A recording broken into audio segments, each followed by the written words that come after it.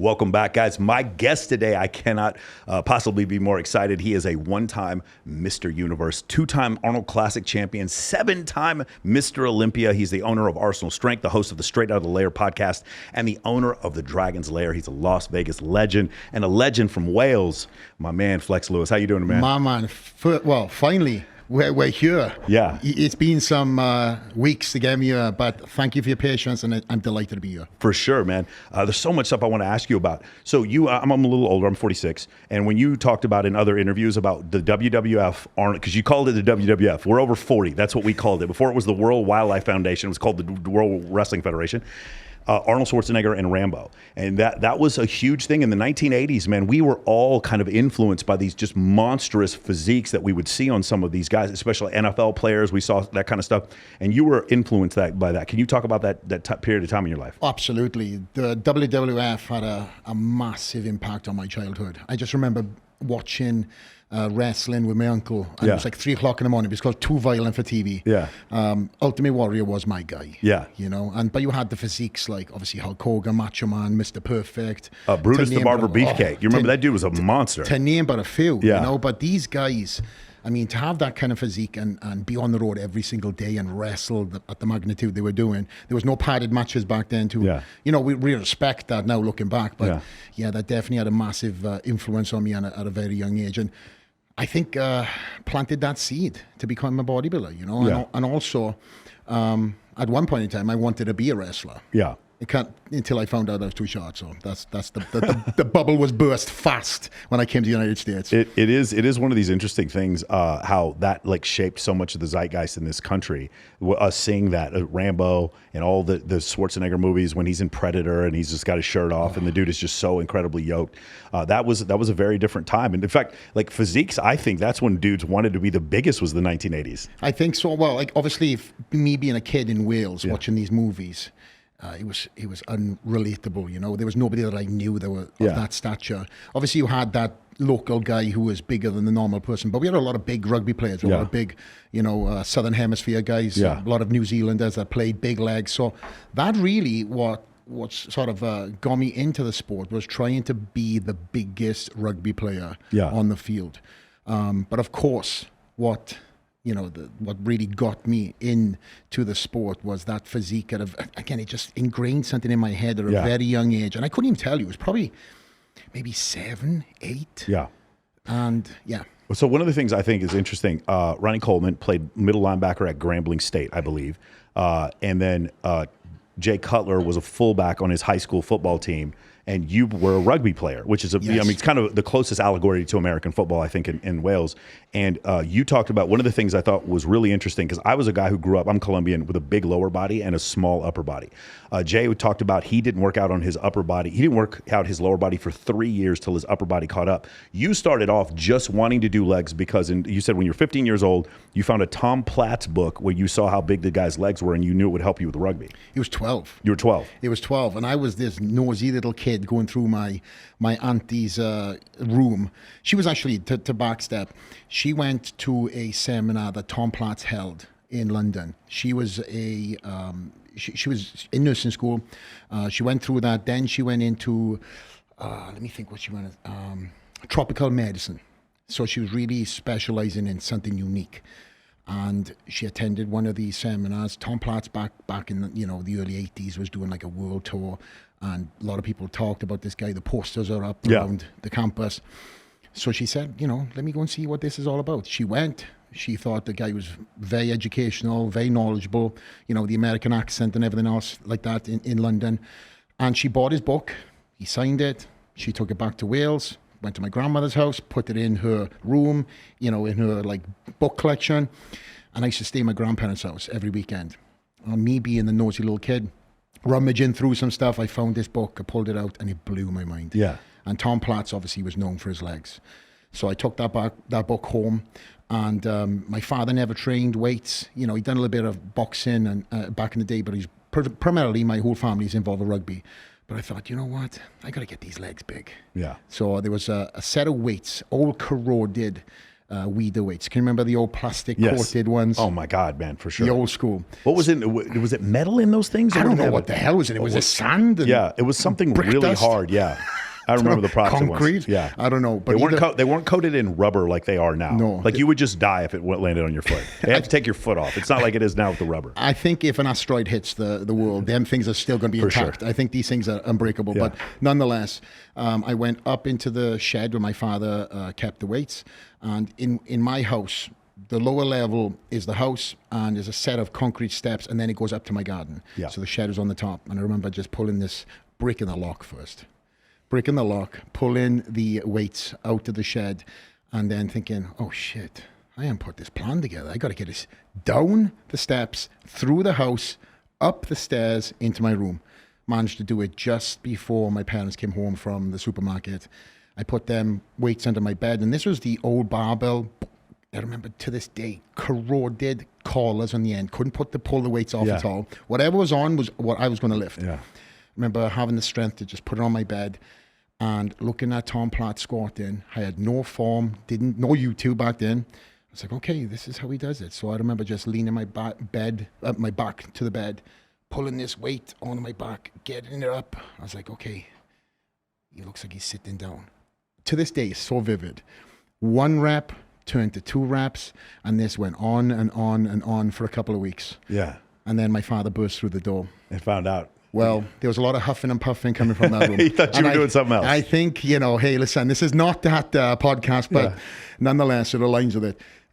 He thought, what the hell is going on? This young 12-year-old kid going on 13, hormones through the roof. And there I was squatting. I think him in blindfold.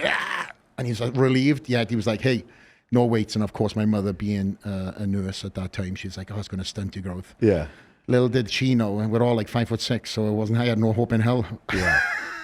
Can you, for the audience, my girlfriend, she's watching you and she goes, oh, the Irish guy. And I'm like, no, he's Welsh. And she wouldn't conceive of, you understand, a lot of people in the United States, they're like, because we don't have, Texans are Americans, Louisianans are Americans, but you have, Wales is a different nation on the island of Britannia. If you tell someone from Ireland that they're British, they might hit you in the face. And the people who are Scottish are very different. Can you describe to people what that's like? It's not like having a different state. You have your own hierarchy. The heir to the throne becomes the Prince of Wales. What is it like growing up in Wales? So obviously to give more sort of context, Wales is part of the United Kingdom, Britain. You've got England, Ireland, Scotland, and Wales is kind of like the red-headed stepchild. It's the smallest nation. Government funding, we're always the last to get it. So we've got a lot of poverty areas there. South Wales is pretty much known for being steel and coal. Yes. So that's what I grew up in. Very, just industrial. So, you either, or, you fall into some sort of professional sport. So growing up, I was always involved with some sort of sports. And I always remember my dad working, and then coming from work to coach me as a kid.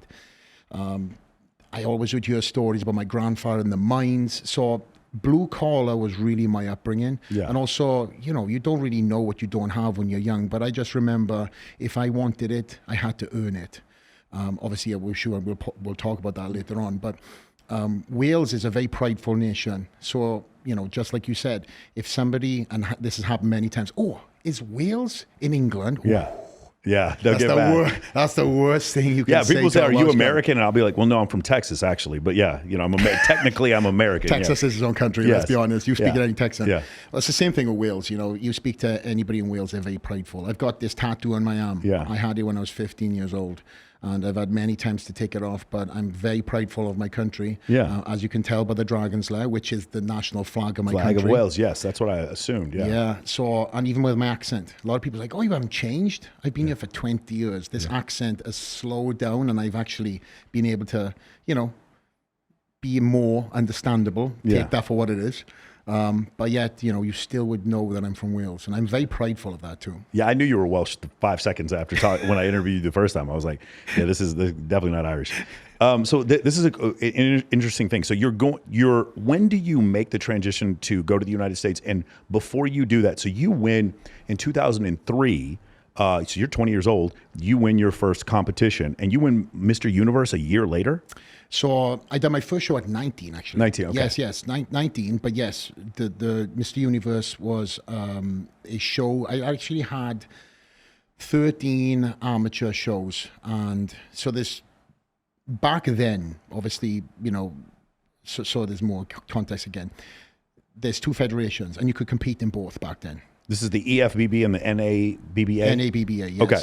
So Arnold won the Universe, and obviously then he just focused on the Mr. Olympia. But back then, when I was an amateur, you could do both. And in fact, I was the first guy as a teenager to be banned.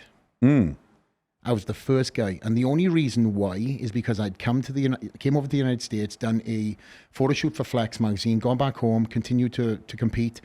And 2 weeks before the show, they called me to say I was banned, which, as somebody who's dedicated their life to the sport, was absolutely, as you can imagine, catastrophic.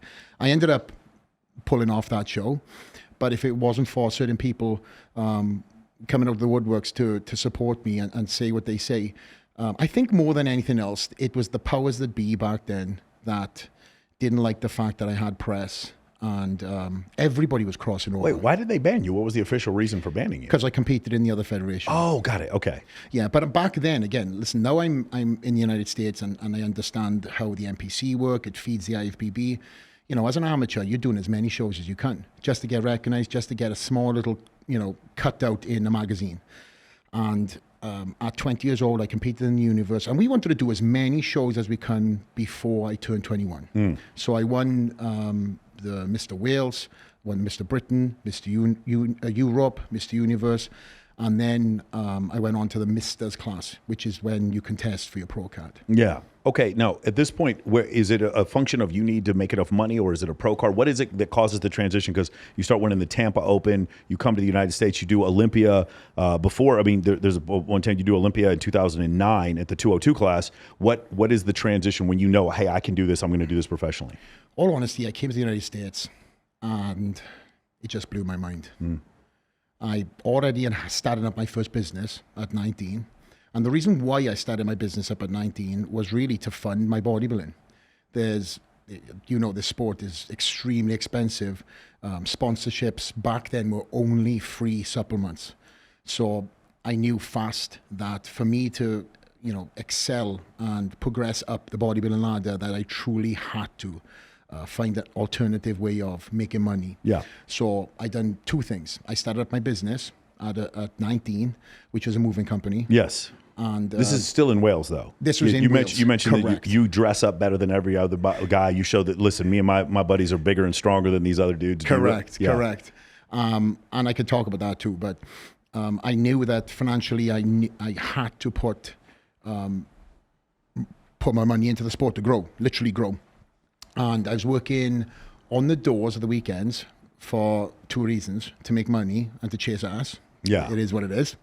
And also compete. So I had no clue at this point in time where this life would have taken me. Yeah. I was doing it. Obviously, I wanted the titles. It was never about the money. But I soon realized after I came to the United States that somebody told me, you know, when I say somebody, several people told me I had potential. But what is potential? Once I kind of started believing it, I then went back and I put myself all into this. And at that point in time also, parallel, I grow my company. I'd won a couple of Young Businessman of the Year awards. So I had this option of either concentrating on now taking my business to the next level or focusing on bodybuilding.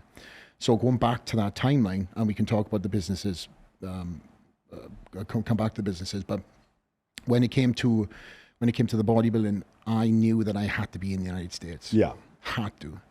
And the only way I could pull that off was coming over here for what is called a traveling visa. Yeah. And that is a 90-day visa. You can't work. All you can do is travel, see United States. And I slightly abused that a little bit. Yeah, of course. You know, I went back for So one does day. is every single Australian, Canadian, or British model that has come to the United States and got paid off by some sugar daddy in Las Vegas? Like, of course. Well, there was no sugar daddy for me. I'll be honest. You were doing it on your own. You listen. This is crazy. What I want to ask you about: you were living on a couch in Fullerton, California, for a year and a half. Yes, sir. And there was a point in your life where you were getting free protein and you were using protein instead of eating food. Like, I want to know about this. So I went from making money. Yeah. To then saving everything up and living on a shoestring. Yeah. Literally. And you got to remember too, Michael, Ronnie Coleman was the champ back then. Sure. So the delusion I had to think that I was going to become Mr. Olympia, I mean, I can honestly look back at that guy, and I've said this in other interviews, this kid had some balls. Like, honestly, I can talk about that person as a different person because that mindset was absolutely ridiculous. He's the best example I've ever seen of a killer mindset and the genetics to back it up. So a lot of people, this is really funny. So people outside of this community, when I say this, you're going to be like, you're full of shit. He did his first Mr. Olympia natural. A lot of people, when I say that, they're like, there's no way he did it natural. And then you look at a picture of him when he did it the first time and you're like, that guy, there's no way that's natural. And then you see when he's on juice and he looks like a Decepticon. He looks like a robot. He has muscles that humans have never ever had in their entire life. And you're like, oh, well, he really was natural the first time he did it. And that's the part that's so crazy. And then to have the mentality, so when he squatted, was it 900 pounds or whatever? And he says his only regret in life, even though he can't walk now, is that he didn't do more reps. I love Ronnie. And the mentality of that is this, Tim Grover has a book about Michael Jordan where he talks about people being cleaner closers. And this guy's a killer. He's a killer, man. He's an assassin. And so that is, because I was going to ask you about this before, it is potential versus in genetics, or it's work ethic versus genetics. And he was the epitome of both. Yeah, he married both. I've seen guys who have had genetics out the ass. Yeah. And I've seen guys who have work ethic. And, Dorian Yates is one of them guys. He said, I didn't have good genetics. Well, I beg to differ. But nonetheless, I don't think he had Ronnie Coleman genetics, but he did have the work ethic. Yeah. And me coming from that cloth of Dorian Yates, from that old school, that's when I ingrained myself. I was like, wow, that work ethic, that blue collar work ethic, that's going to be me.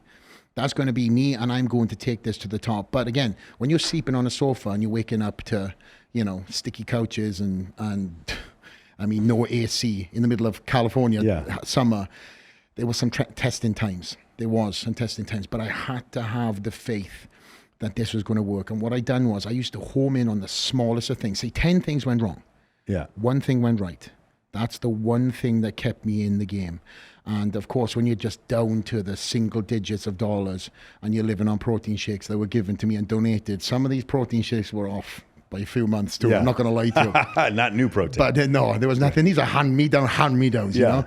But I managed to pull it off. And that's one of the reasons why I can honestly say that, this title and every one of them has been earned because I've struggled through the process.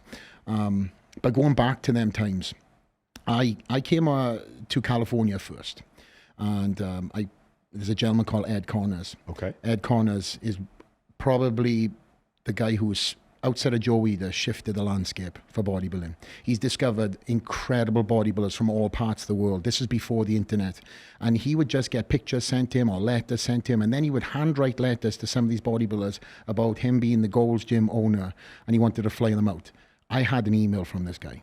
Imagine having an email from somebody saying that they were the owner of Gold's Gym and wanting to fly you out. Show this to my mother. She's like, of course, you ain't going nowhere. You're going to be locked up in some closet, brought out for some fun time and put back in. I'll never see you again. A couple of more emails went by, and I actually asked somebody who was very involved with British bodybuilding. He's like, no, this is legit. So probably within, I say, a couple of weeks, I had my plane ticket. I was on the way to California, and let me tell you, I landed, and I went from this small little gym in Wales to training at the Mecca, California. Yeah. And literally staying on the beach and waking up every morning to see the view of Venice Beach from my own window. And I thought I was living the dream. I was living the dream.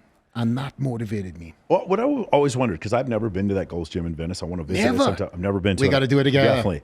My question is, when I see these huge celebrities working out there, my question is always, does a regular person just get a membership at that Gold's Gym? Or is it so magnificently expensive that you can't do it? Or is it one of these situations where it's like, I am not in good enough shape to even be in the same room with The Rock, Jay Cutler, you know what I'm saying? In that kind of situation. I always wondered, like, what is it like there? Is it just a regular membership gym? What does it work like? Regular membership gym. And, you know, for me walking into that gym the first day, first people I see was Jean-Claude Van Damme. Who else did I see?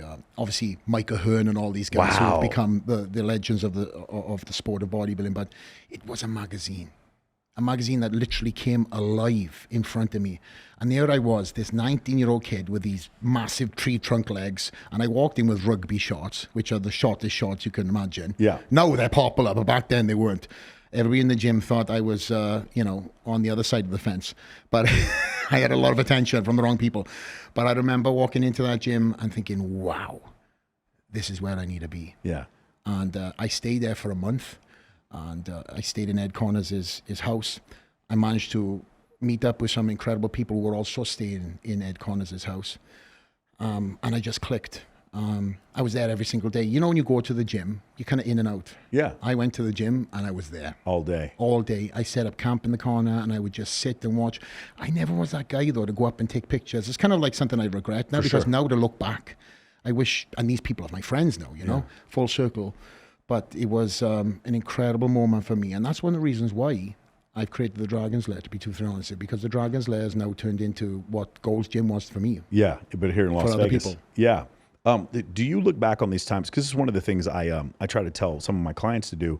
Do you look back on certain times as like, these were the happiest times because your life had a very clear direction, and then you look back on it and it's like, these people that I looked up to now are my peers, and how awesome was it that I got to work out every day, got to do this? Like I think about certain times, you know, or my early days moving here to Las Vegas, like some of the guys that are now executives at these hotels were dudes that I used to just hang out with, or they were door guys at nightclubs, and now these guys are huge. Is it feel like that for you? What point in your career do you look back and be like, man, that's when it was most fun? Good question. I've never been asked that, actually. Off the hip here, that's probably one of them. Only because I was that kid who had bodybuilding in my hand every single day. Yeah. Literally, the magazines were my Bible. I woke up, I read, I had VHS tapes going all day long. So when I had the ability to jump on that plane and then go to Gold's Gym and to see these guys come into fruition and now full circle to, like I said, to call my friends, it's definitely been a full circle moment. But there was many times that I would say, I wouldn't say my happiest, but there was certain times where I was like, wow, and they were when I had nothing. You had fewer distractions. Like I remember times earlier when I had nothing, and it was like maybe right out of college or whatever, and I just remember fewer distractions. But I look back at those times and man, I really wish I had cherished some of those. Even though I have more now and more to appreciate, I look back at those times and I'm like, man, the journey is so great when you consider it, right? All those moments that you had. I remember like walking into Fullerton, the gym that Milos Sachev had. Milos is now training in my gym. It's called Full Circle. So he had a gym that was an old powerhouse that he renamed Coliseum Gym, and that's where the flex photo shoots would take place. And every single day, you didn't really know who was going to be walking through them doors. And through Milos being the crazy fucker he is, he would literally be like, "Okay, so and so is coming in today. You're training legs then." And I was like, I trained legs yesterday. So-and-so is coming in today and you're training legs in. Yeah. Okay. And that's how I earned the respect. Also, with the nickname Flex. When these guys met me, it was like, there's one already a Flex bodybuilder. And I was like, well, this is my name. This is who I am. Yeah. And I had to earn my stripes and make that known as like that other person, the legend, Flex Wheeler. That's him. But this is who I am. And this is my name since school. So training with these guys, I literally earned my stripes through sweat equity. And as time has gone, these guys then became followers of mine. And then I've actually stood on stage and beaten some of these guys who I actually trained with way back in the day. But that moment of me being in the gym, and then I literally lived in the gym, to be truthful honest to you. I would turn up every single day, not knowing who was going to turn up. And I would watch these guys what they'd done for the photo shoots, how they'd done the photo shoots. And it was like a playbook. Yeah. Nobody ever taught me anything. You're talking about the posing. I'm talking about the photo shoots, how it was set up. Yeah. All the intricate things that go on behind the scenes, how these guys prepare for that photo, that one photo that lasts a lifetime, what goes on just to take that picture. And back then, there was a photographer called Chris Lund. Okay. And Chris Lund, I remember when I shot with him, I realized soon enough why he was known as the crazy fucker he was. He would ask you, how much can you pick up in the off season? And of course, you want to give him something impressive, sure. right? 150s. He's like, okay, I need you to pick up the 150s, and I need you to give me 2 reps. I'm like, I'm dehydrated and dry. Yeah. There's no way I'm doing 2 or 3 reps. There's no way. He was like, and then he started talking shit because he's British too, so he had that accent. He's like, you wanker, come on. I was like, Jake Cutler was in you yesterday doing it. And I was like, oh my, okay. Yeah, that was some of the best times. And as I'm talking about it now, so I'm getting a flood of nostalgia coming back. But them times were very special to me, and they can't be duplicated. Yeah, it's very hard now because social media has kind of taken that element away, because social media was in its infancy stage back then. It was just MySpace. Yeah, and nobody was coming to the gym with a phone or coming to the gym with a camera. If anything, the only time you got recorded was the Mitsuru stuff that Jay Cutler put out, all the DVDs and stuff. So that would be the only time anybody would be recorded. So all that era was missed. And that was some incredible stuff that went on behind the scenes. But I can also flip the coin and go, I lived that moment because none of us had our camera phones out. None of us were documenting it for Instagram. Yeah. It was real interaction. And if you're a good guy, it wasn't based on a number next to your name. It was down to the fact that you're a shitbag or you're a fucking good guy. Yeah. And that's how I had to earn my stripes through that era. So I've had 1 foot in the magazine era and 1 foot in social media, and I lived that life. I was actually the last athlete. Myself and Phil Heath were the last Flex magazine athletes before all contracts got taken away. Wow. Mm-hmm. Wow. All right. So you win Mr. Universe in 04. In 09, you do your first Olympia. You're doing it at 202. You get 5th place. What are the first? And I asked Jay Cutler about his first competition, what he learned. There were realizations that he had. He's like, I have to do this, this, and this, or I don't have a chance. Like I really have to try some of these things. What were the realizations you had after your first Olympia, getting 5th? I need to get bigger here. I need to train different here. What was it? So I got signed by Gaspari Nutrition, and Richie is phenomenal friend of mine. He's like a big brother. They signed me because I was kind of like the new racehorse, the up and coming racehorse. I had some sort of notoriety on the growth of social media, but for the most part, that was still in its infancy stage. All my, I would say, my badges of honor all came from my amateur era. I actually exited my amateur career undefeated. So going into the pro ranks, a lot of hype was bestowed upon me. So Rich signed me just prior to my pro card, at my pro qualifier, which I won. So all that expectations are on me then going into my pro show, my first pro show. So to take 5th at the Olympia, obviously I was disappointed, but everybody seen that as a win. Yeah. I didn't. And from there, heading on the road and traveling, oh my goodness, I went here, there, and everywhere. And at the time, it was a massive detriment to my career because I was traveling and traveling. That's before I got 5th place. Yeah. But what Rich's idea was, we're going to put you on the road, we're going to brand you, we're going to take you to countries that had never seen you before, and we are going to, get you out there.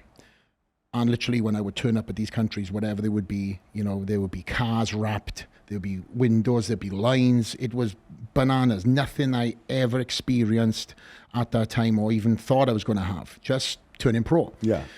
So what I realized fast was that, even prior to social media, I already had a fan base by doing so. But all my competitors contractually were only doing 4 appearances a year. Mm. I was doing 42 appearances a year.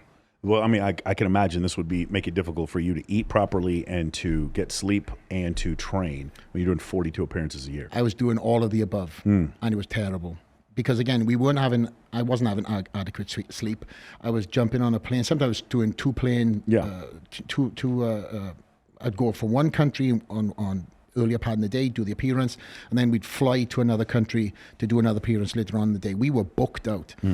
But again, the reception I had kind of like put it on the back burner of like, wow, I've got the Olympia in 10 months' time. And then it was 9 months' time. And then it was 8 months' time. And then the Olympia is there. And 8 weeks before the show, that's the only time I had to train. Yeah. I shut it down.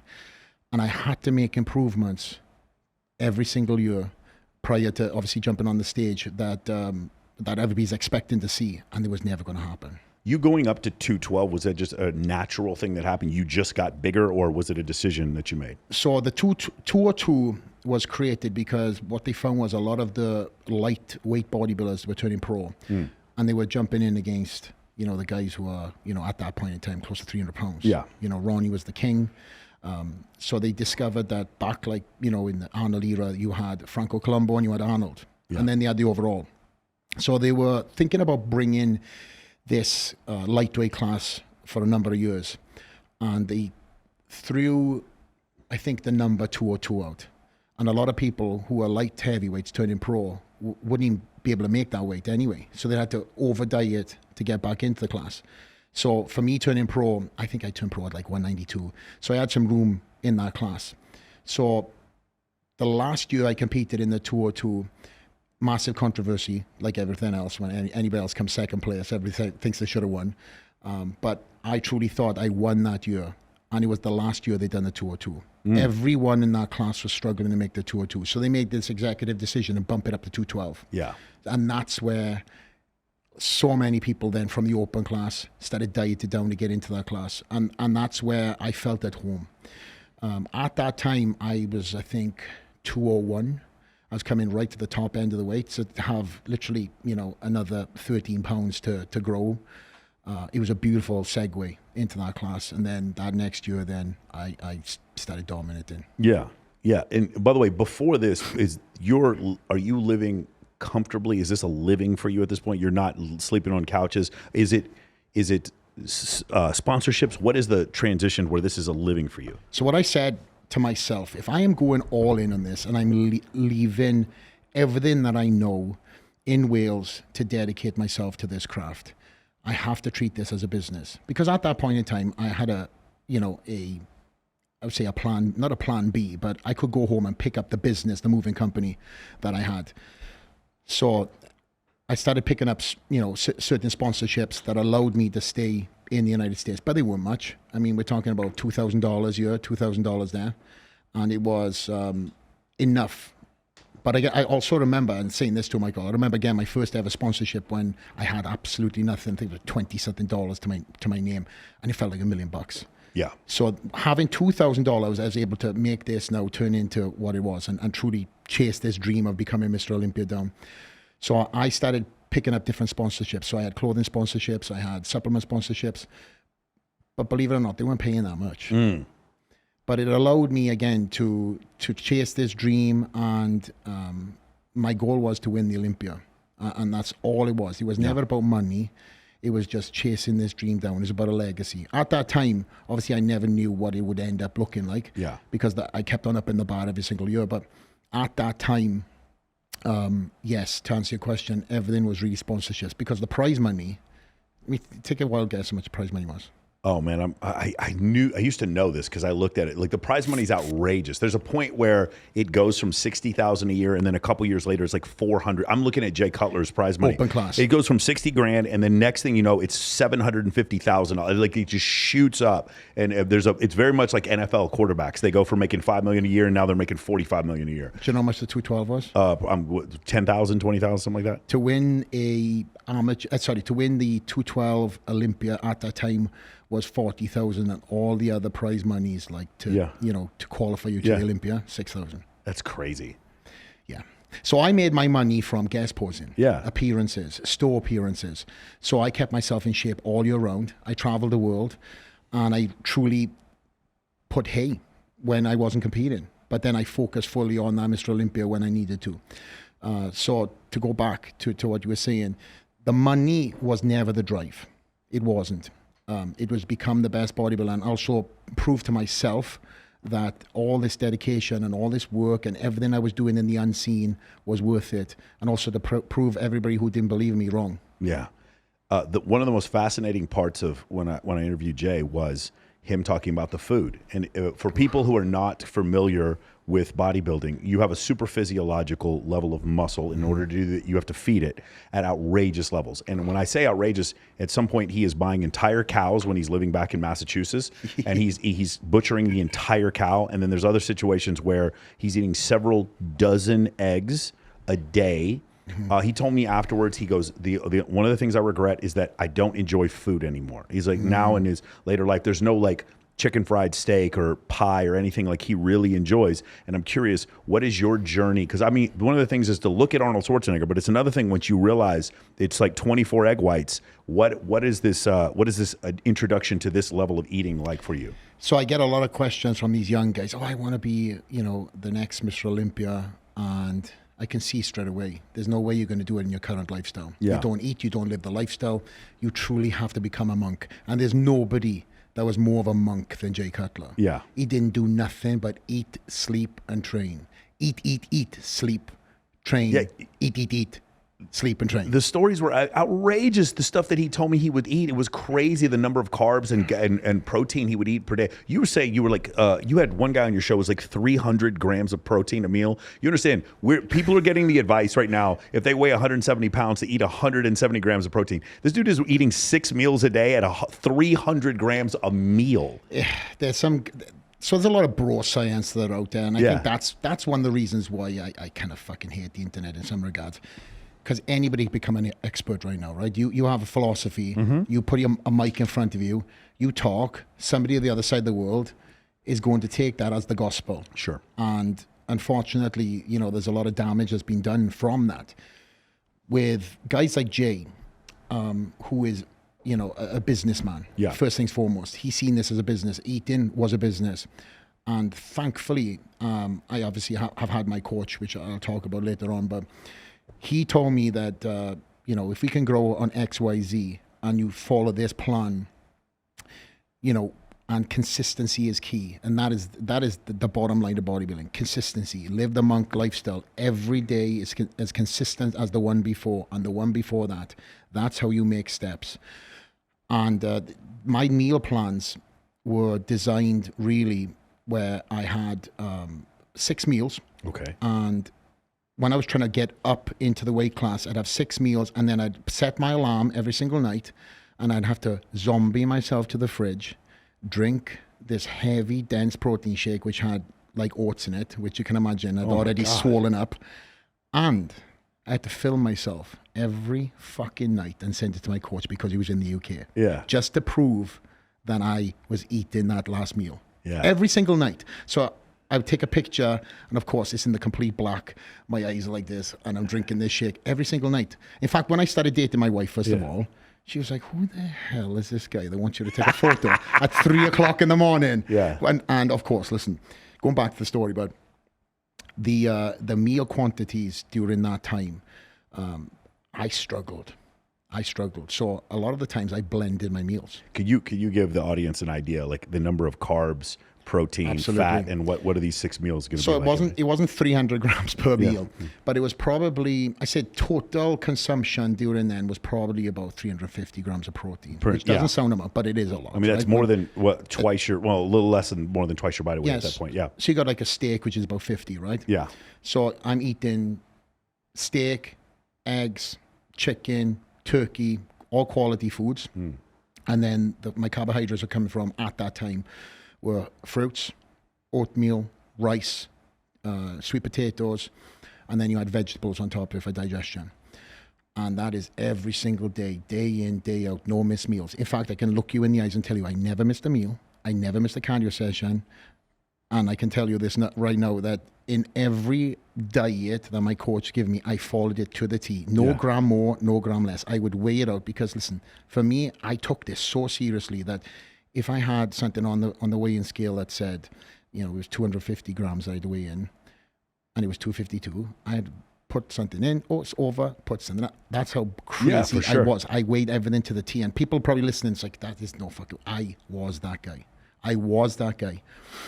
And suffice to say, obviously, it got me to where it is. But there's not once during that time that I ever thought about cheating on my diet either.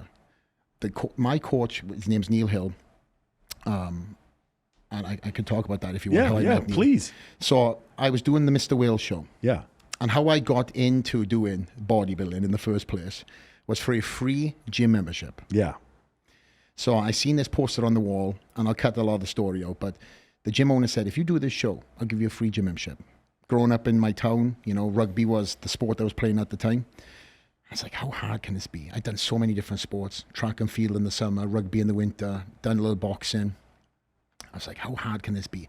The biggest thought that held me back was getting up on stage in a pair of Speedos and putting Gravy Brown in all over me. Yeah, of course. I think about that now. Yeah. But nonetheless, I thought, if I can get this free gym membership, oh my gosh, I'll save so much money. Yeah. Little did I know it was going to cost me more to get up on that bloody stage with the food. But I was so committed at that time. I bought a Flex magazine from the local newsagent, flicked through it, found somebody's diet was 300 pounds. I dissected it. Okay, this guy is eating 500 grams of protein. I'm going to eat whatever. And I set out to chase this this crazy poster of having a free gym membership. Fast forward, I was living hell. I remember to this day, that was the hardest diet. Yeah. Because I had no carbs. In fact, you know, you've got the bro science guys, you've got the gym guys too, who know everything, right? You probably know what I'm talking about. Exactly. You know? Everybody's got them guys in the gym. Well, I would just ask, like, I haven't had any carbs for a couple of days. Oh, I have a baked potato. How many? Have two. So I was like, okay, some just guys in the gym. So I got to the show literally on this Flex magazine and random people and offering my advice.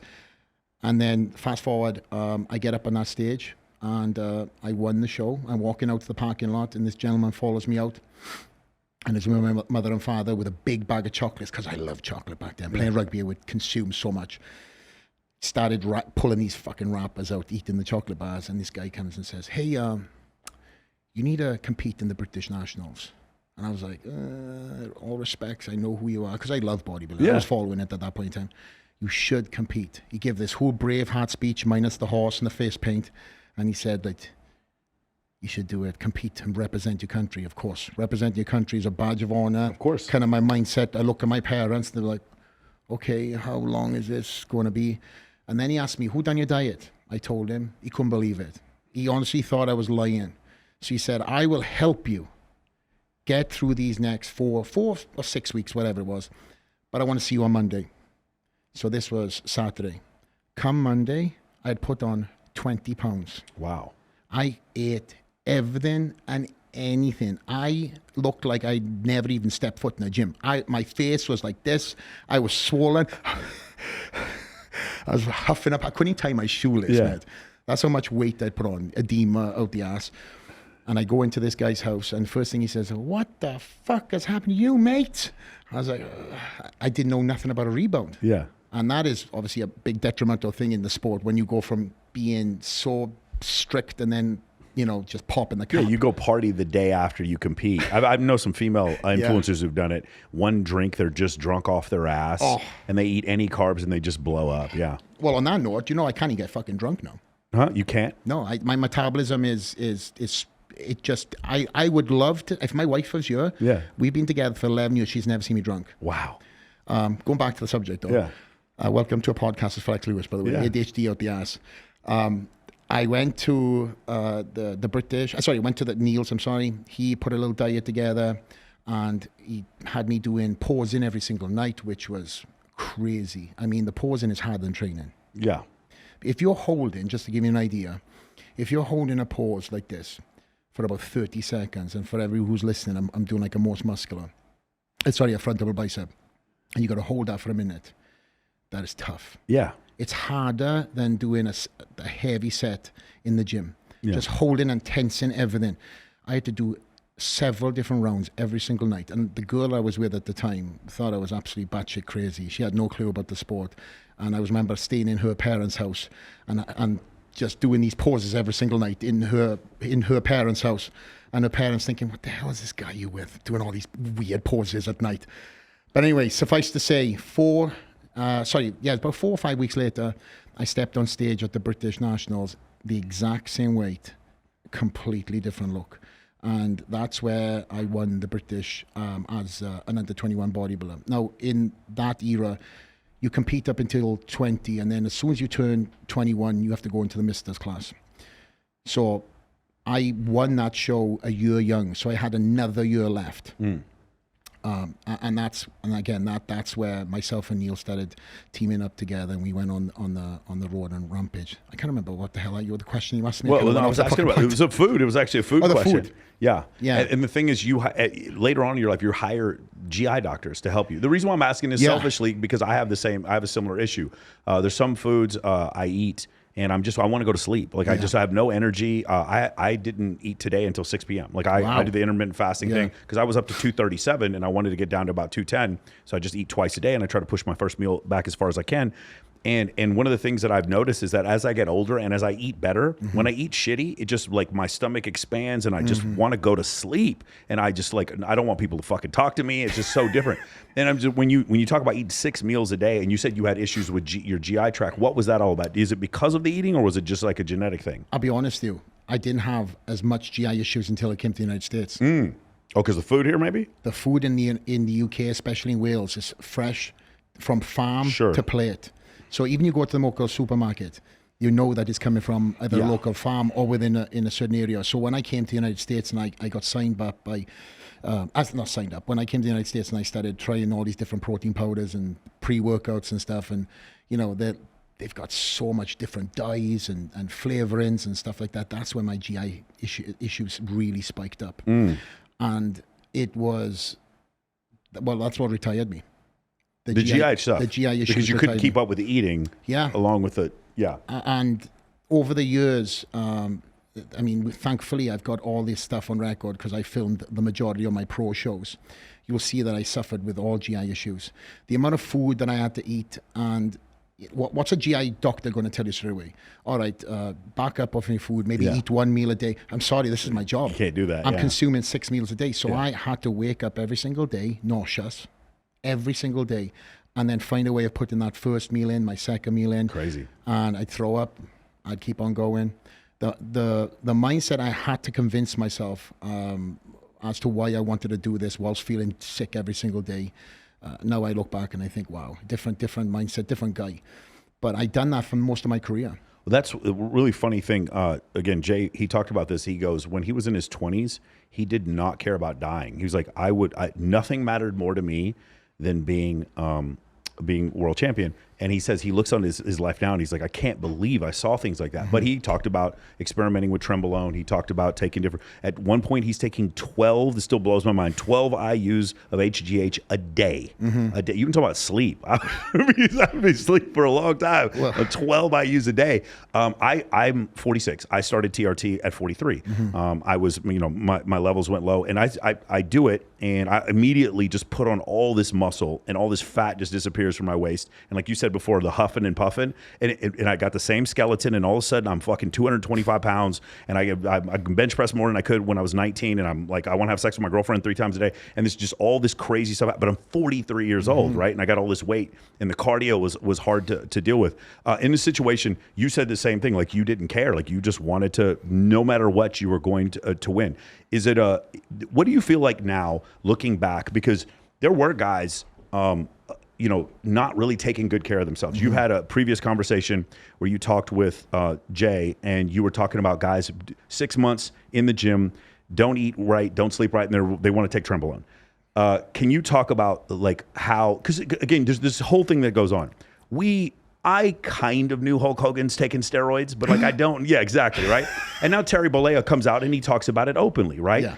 And then it's one of these situations where it's like, and then Bilzerian in his book, great story in there about the Navy SEALs. Yes. And he goes to Mexico, he's smuggling steroids up his ass, and he shoots them because he doesn't want. You remember that story? I remember not with the ass part, but yes. Yeah, he and then Buddy takes a shit out like in some parking lot. It shits out all the steroids, and he, because he was in SEAL training, and he said when he went through the second time when he's on roids, he's like, this was easy. Like this, I was killing everybody. Can you talk about this?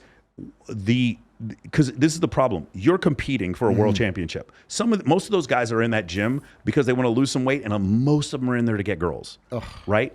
And they're taking this to an extreme. Can you talk about, again, what was your experience with it, and then what do you think the impression that it gives for other people? Absolutely, and I'll tell you this again by bringing up my coach. Thank God I met my coach at 19 years old, because again, like I said about if you can grow in ABC, right? Why do you need to take X, Y, Z? He was one of the guys that less is more. But again, it was more of where and what this is. Yeah. In Wales, you know, believe it or not, Wales is South Wales in particular has a steroid epidemic. Actually. Yeah. Well, I'm from Texas. That's a huge steroid epidemic. So there's been a lot of Vice documentaries on South Wales. For sure. We have a lot of big boys, but again, it goes back to that bodybuilder in the box. It's the weekend warriors. Yeah. They want to get big. They want to look good in a tight shirt for the weekend for the chicks. They want to fuck, and then they're back to work on a Monday. Yeah. But for me, I knew that I was going to do this as a profession, and working with Neil, he really had me dialed in.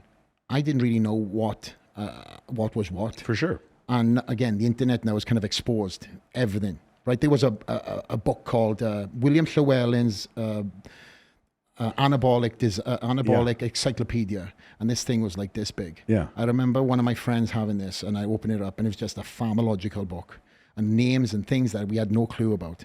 Now you talk to a guy who's just joined the gym in fucking 1 week, and he knows all about this because he's knowledgeable in that category before he even knows how to train a weight. Greg Doucette, More Plates, More Dates. These guys do so much work studying endocrinology. And just for those people who don't know, if you go to an endocrinologist and you have a total test of like 200, they're going to tell you you're in a normal range, but you're just like, hey, what if I want to fuck my wife once in a while? You know, like they think that that's a normal range.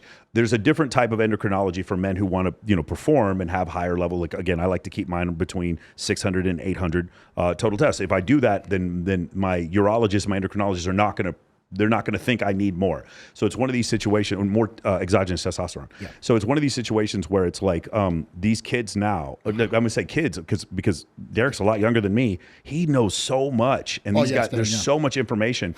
And then when I look for stuff like information on other stuff, it's just like, Greg Doucette has just such great information. There's so many different places that people didn't have, because when I'm listening to Dan talk about when he's taking steroids, and this is like 03, no, maybe 01, he's taking roids, but he's doing it. He doesn't know. He's just going to Mexico. And for those of you who don't know, you can buy Trenbolone in Mexico at any pharmacy with nothing. Bro, I went into a pharmacy in Mexico and I was just like, this is how, I could not believe the shit this woman was trying to sell me. I was like, are you kidding me? Do I look that big that I need?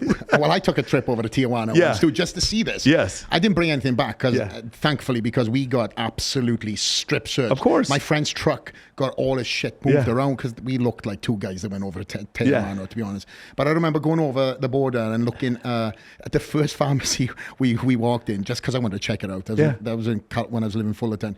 There was a big poster of Phil Heath outside. I was like, oh. Yeah, no, it is. It's Phil Heath. And I took a picture. I was like, dude, it's Phil Heath, and they're selling anabolic steroids. It's probably the same one that we see. Bro, it was so crazy. I'm sitting there like, this woman and she had this big smile on her face, and I was like, you get commission. I was like, you get commission for this, don't you? She goes, yeah. I was like, she's trying to sell me HGH. I'm on vacation with my girlfriend, and it was the craziest shit. And bro, there was nothing they didn't have. They give you this brochure when you go to any pharmacy. I'm talking about any CVS. You no prescription, nothing, and they'll give you Ozempic with no prescription. They'll give you anything there. It's so crazy. Marijuana is not legal in fucking Mexico, and vapes are not legal in Mexico, but you can take all the Trenbolone you want. You can take Equipoise if you want. You can take anything there. Well, I'll tell you this though, and this is coming from a reliable source. I've worked with a lot of, let's just say, people who are connected with that line of work over there, with promoters and stuff, and all that stuff is run by the cartel. Okay. All that stuff, all the pharmacies, but none of that is pharmaceutical. Yeah. It's all made in somebody's bathtub.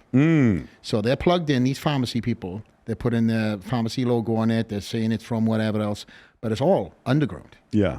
So everybody's going over the border and thinking it's going to be some sort of pharmacy grade this, that, and the other.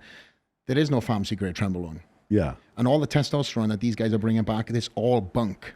Yeah. Way back when it was like Quality Vet and stuff like that, I think it was the brand. That was, again, counterfeit. You know, and now it's counterfeited. But back then, when I was in and around California, it was all flood of all Mexican stuff. But coming over from the UK at a very young age, everything over there was pharmaceutical. So I went from being in this environment of, you know, training for various different shows, and it's not beat around the bush, right? There's certain people that think that if they take more, they're going to get bigger. Yes, and it's diminishing returns. Like for instance, when I went, I one summer I went from 150 mgs to 300 mgs of testosterone. This is just legal testosterone I was getting from my pharmacy or whatever, and I did get twice as big. You start getting diminishing returns once you get that. I know some people doing 500 mgs a week, which is, I guess would be normal for a bodybuilder, but like you don't get that much bigger, but you have to train and you have to eat and eat and eat and eat and eat. And the other thing I noticed, is a kind of a weird situation, I started pulling muscles more. Like as I got bigger, I just noticed calf muscles I would just pull because I get dehydrated so quick. That was another thing that I noticed. But yeah, but going back to what you're saying, it's diminishing returns. You don't do double the dose and get twice as big. And thankfully, to just go back to my personal story, is I met Neil Hill, and obviously he was very, very cautious about what I'd done and where I got it from. And we obviously, we had an incredible amateur career. Then when I came over to the United States, he stayed back in the UK until he actually ended up moving out here. But I'd be standing, you know, on stage next to some of these guys and talking, you know, and on the road with what some of these guys were doing. I was like, what? Yeah. And the temptation of thinking that more, you know, obviously more is going to be more. It was there. I'll be honest with you. It was there. But I had a weight class in the end. So, and, you know, just to recap on the last year's my 212, I literally scaled back so much. Yeah. I was on next to nothing. And as I get called out that people think this bullshit, it's like, listen, bro, I had to make a weight class. So if I took what some of these guys that I stood on stage next to, and I'm not saying I didn't take anything. Yeah. I just couldn't do what I'd done a few years prior because I was trying to put that weight on. Now I just had to get just in the weight and have this certain look. Certain things that you take gives you that certain look, right? But for what I was doing during that time was, I mean, it was not TRT, but it was pretty close. Yeah. If I had done more, I was struggling, and every year after my fourth Mr. Olympia, 5, 6, 7, it was tough to make that weight. Yeah. I can tell you 6 weeks out, your body gives this certain smell. It's an ammonia, it's a breakdown of muscle. It smells like piss. And I smelled like piss for about 3 to 4 weeks because I could taste muscle burning off. I was 226, 6 weeks out from a show, and I can show you photos. I was stage ready. But my weight class is not 226. My weight class is 212. So I had to get there and under, and we had to peel it off slowly, without losing too much muscle. Yeah. But we had to eat into muscle every single show. And that's one of the reasons why people were so excited to see me go up into the open class. Yeah. Is because they seen what I looked like, and I would post 4 weeks out. And then they would everybody would get excited, and I would hide away. And just to touch about that too, I was one of them bodybuilders that didn't fit the cliche bodybuilder vibes. I never trained in a tank top. I never walked around, check me out, and look how big I am. I hated the stereotype. I fucking hated the stereotype. I was an athlete. My job was to perform once a year and showcase what I'd done in the off season on stage. Of course, you'd see me guest posings, but even 10 weeks out, 12 weeks out, a couple of months before the show, I'd shut it down. People would see again what I would look like overseas, but then the anticipation of what I'd look like on stage, you see this, you know, stage ready look 4 weeks out, and then you see this guy that looks like 212. It's kind of like the way I describe it is, if you get a helium balloon and you leave it for a couple of days, it still looks like a balloon, but it shrinks. It starts shrinking, yeah. And that's what I would kind of look like as a 212 guy. Of course, you know, me and Neil brought the best package every single year, but every year we creeped up by ounces. So first couple of years I was like 209, then 210, then I was in the 211s, and I'm talking about 211.10. Yes. Just skimming into the weight class. And everybody never believed that I made the weight class. So every year in the last 3, I had to film the weigh-ins because everybody thought I was connected with the judges or whatever else. But I obviously made sure that everything was filmed and everything was documented. But going back to you were saying about the Trenbolone and stuff, because I want to touch on this subject. Yeah. I never touched that until 4 weeks out from a show. I haven't touched that since 2018, my last show. I didn't like the way I felt on it. I didn't like the way I acted on it. And I say that, I was a fucking maniac in the gym. Yeah. My mindset was so focused, and you've obviously know some stories about when I was in the gym. But me going into that 4 weeks out and that nitty gritty, where I've got to get this weight off. I'd even pre-warn my wife as like, hey, listen, it's that time of the year. And she'd know. Yeah. And I would just put that hat back to front, and there was just this, I just don't understand how Tren has become the entry point drug, and everybody talks about it. Tren this, Tren that, and it's probably the worst thing you could take. It's the fentanyl, it's like people, instead of like smoking a joint and drinking a beer, they're taking fentanyl, which is worse than crack cocaine. Like that's how they're getting into it. Yeah. It's so upsetting because, listen, we're not going to see these detrimental effects until a couple of years time. For sure. And there's a lot of these guys now who are looking at, look at Chris Bumstead, right? Yeah. Chris is at the top of the tree right now. He's a superstar. Yeah. But people want to look like Chris. They don't want to look like whoever the current Mr. Olympia is. That's the unfortunate thing. You're Derek Lunsford, right? They look at Chris and go, wow, Chris has got this notoriety. Every chick wants to be with him. He's got the good looks. He's in great shape. He's big enough, but he's not too big. He's that classic look that everyone wants to kind of walk around in the gym. Yeah. But they think that them taking certain things are going to make you look like Chris. Chris is an anomaly. Yeah. Chris, nobody can do what Chris Bumstead does, because that guy has the humility, he has the passion, he has the drive, he has the good looks, he has all these boxes ticked, and he is a solid dude too. Unfortunately, some of these guys want to, get the fast pass, and there is no fast pass, as we've already spoken. It's commitment to your craft, consistency. In fact, Chris turned pro as a super heavyweight. And then you realize that, man, being a super heavyweight and a bodybuilder is not going to, I'm not going to play the cards. And also Chris has a kidney deficiency, so he has to watch what he does. Yeah.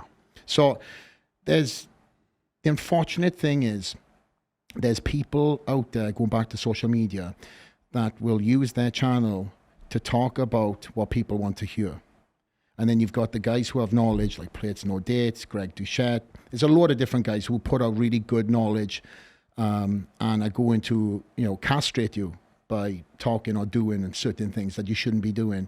But of course, you're not going to follow that channel. You're not going to listen to something that you don't want to do. You're going to listen to what your boy is doing, and he's had them fast gains, and he looks this way. But again, there's no substance to that. You can't sustain that look. What's going to happen is you're going to start developing the side effects, the anxiety every day. You're going to have all these things that come from doing, more than you should do. If your entry point is the gym, you should at least spend the first couple of years getting used to fucking training, getting under weights, feeling what style of training you like. There's so many different bodybuilders that train certain styles, and that's the beautiful thing about the sport. When I was in there, was you look at Ronnie Coleman, he had his style. You look at the second in the world at that point in time was Jay Cutler, and he had his style. Two different guys, both guys over 300 pounds in the off season. Yeah. Jay was a high rep supersetter, volume. You got Ronnie Coleman, who was, as we said, squatting 800 and something pounds like 4 weeks before the show. So I kind of took a little bit of these guys and I put my own training style together, but never was it about the pharmacological side of things. It was all for food for me. Yeah, the food. I mean, to me, that seems like the biggest hurdle. It's the fucking gas that goes in the Ferrari. Yeah. You are what you eat. So again, you could put some fucking scientific oil in your car. Yeah. Doesn't mean your car is going to get any faster. It might do, but it's going to burn your engine out. I don't know. Like, I'm thinking of an analogy here, but if you're putting in the best quality gas and you're running a race car, you are going to win the race. You put shit fucking gas in your car, you might be able to do a couple of laps, but that car's not going to perform. And that's why you see these guys who are, eating absolute dog crap and putting in calories over calories over calories. The mindset is like more calories, more growth. Well, listen, certain body depositions are going to take what food you give it and sort it out. The way I see it is like a post office, right? You got letters coming in, there's the postman, and he's putting in the envelopes like this, protein, carbs, fats. Certain people can, I've stood on stage with some guys who live on fast food in the off season. They hate chicken breast and rice. They can't stand it until they diet down and they follow that program. But had they implemented that clean eating style in the off season, these guys could have won shows. But that goes back to what you said earlier too. You've got the guys who have the work ethic, and then you've got the guys who have the genetics, right? So the guys who have the genetics, you know, some of these guys will be able to eat McDonald's every single day, and get away with it. But when you've got an entry point guy who is looking at somebody who's been doing this for a long time and eating pizzas and whatever every single day, and then taking copious amounts of pharmacological stuff, it's not a good result. Yeah, I mean, the other thing is, I think because you're competing for a world champ, you did not get up to 212 and starve yourself to make women chase after you, right? That was not your point. Your point was to win, right? Some of these guys are doing it, and the majority of the reason is because they want to go to Encore Beach Club on a Saturday and they want to take their shirt off in front of the girls. And the thing is, it's funny because this book right here by Dr. David Buss, they go over and under perception bias between men and women. Women tend to think men want them skinnier than we actually do. We tend to want women a little bit more athletic and like with curves. And men tend to think that they need to be bigger. And I was definitely a part of this where I wanted to look like Arnold Schwarzenegger. You know, it's like that's what but women like the leaner look. They like maybe Chris Hemsworth, like the superhero look, or maybe Brad Pitt in Fight Club, the super lean warrior look. The thing is, when you wear a t-shirt, you can't really see anything. You can't really see what's going on there. But these guys are like, they're taking world champion bodybuilder anabolics, but they're not. That's not their goal. But that's not their goal. Their goal is just to try to meet women, and it's just like you don't need to be that big to try to get for women. Now there is a certain subset of women that really like that. Like when you are that big, that's what they're looking for. But it's just one of these things where I just feel like it's a little bit misguided. Well, I think there's been a changing of the tides personally. Now, when I got into the sport, there wasn't a single female in the gym. I mean, if there was a female in the gym, you second guessed if it was or not. If it was a female, yeah. But now, you see the girls that are in my gym, everybody's in great shape. They're not doing it to step on stage. A lot of these girls are doing it because they work, you know, obviously we're in Vegas, right? Or they're trying to win my $130,000 bikini competition at Wet Republic. Ding, ding, ding, ding, ding, ding, ding. Yeah. Throw it in. Yeah. But with that too. But there's a lot of girls that are, again, just as much as guys. They want to look good. You know, they're working in a very, in an industry where egos and, everybody's looking for the attention. So having abs in a bikini, even though they don't want to compete, sets them aside from the rest. And also, as you know, in this town too, these girls have to petition and they have to, really go after their position every single year. Yeah. So the tryouts are coming up here in a couple of weeks. There's about 8,000 girls that try out. Each club hires 40 girls as cocktail servers, and there's maybe 5 like really decent pools, maybe 6 if you count like Flamingo. And so we're talking about 240 girls and 8,000 people coming to try out. So it's very hard. And the competition is up. Yeah, I believe it's like you have more of a chance of getting. I was reading a study. You have more of a chance of getting into Yale or Harvard than you do getting a job as a bottle service waitress here. The girls at Wet Republic were monsters. Like, I don't know if you remember the first couple of years there. I mean, that place, those girls all looked like they could squat 4 plates. It was crazy. Like whales or like no, like monsters. Like super ripped those first couple of years. And the thing is that's really interesting because it's kind of the opposite. If I'm a man and I have, I'm flabby, I have no drive, I have no sex drive or whatever, you can prescribe him testosterone.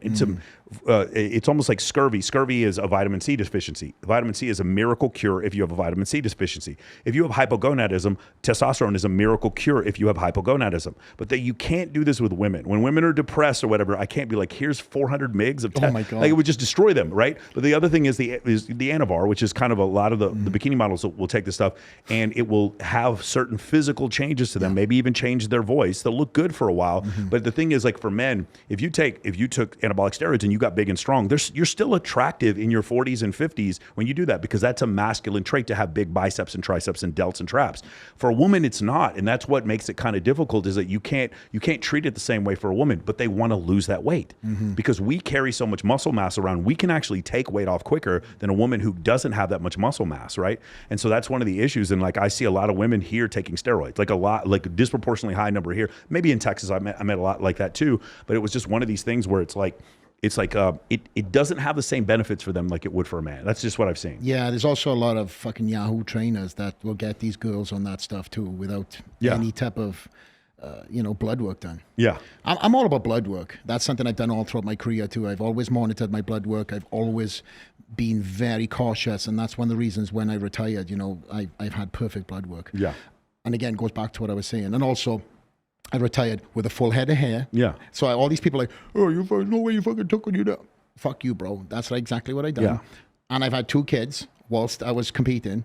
So you can say, oh yeah, well, you might have just hit the target. Well, whatever. But the bottom line is, when it comes to women, I'm not a big fan. I'm not a big fan of girls taking stuff because, to your point, right? Say they do some sort of a cycle and they do it for 8 weeks.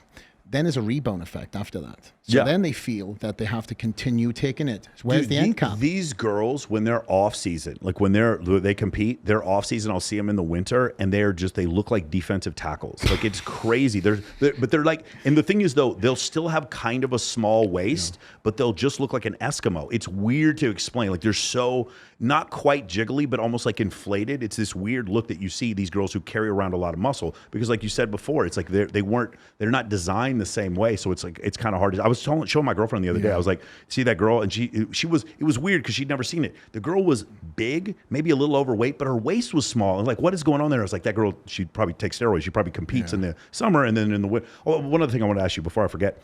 In Texas, every spring, if you go out in Austin, you go out in Dallas, you go out in Houston, there's going to be fights because dudes start cycling up. It's every spring. You could count it like clockwork. It's 2 a.m. It's somebody's girl. It's the biggest dudes in there. And I'm curious, was this how it was in Wales? I played rugby. It was every weekend. Yeah. But it was nothing to do with anybody taking anything. Yeah. It was just part of the culture. I would play. I mean, look, do you see my scars on my fingers? These are all teeth. Oh, wow. Yeah. But they're on the rugby field and off the rugby field. And I've got as given as good as I got as good as given to. These are all fake teeth before you got into the sport. Yeah. But it's part of the game. You play the game, you fight. The only difference is that when we go back to the clubhouse, if you bust my tooth out, I'm buying you a pint. Yeah. That's the thing. Like, it's a camaraderie thing. But then when you go into town or you go into the city and you're wearing your badge of honor, you're fighting. Wow. There was not a single weekend, and all my boys watching rugby will attest to this, that they know. It's all mainly, not on the professional league, but on the amateur league. These guys live for it. They live for a scrap. It's like minor league hockey here in the United States, just fighting every night. It's part of my DNA. I never knew kind of how weird it was until I came to the United States. Like, you see a fight popping off. There'd be fights all the time in the club. Yeah. All the time. When I worked in the door, I couldn't tell you how many personal friends that I threw out that I was like, yo, what the hell are you doing? Sorry, Flex.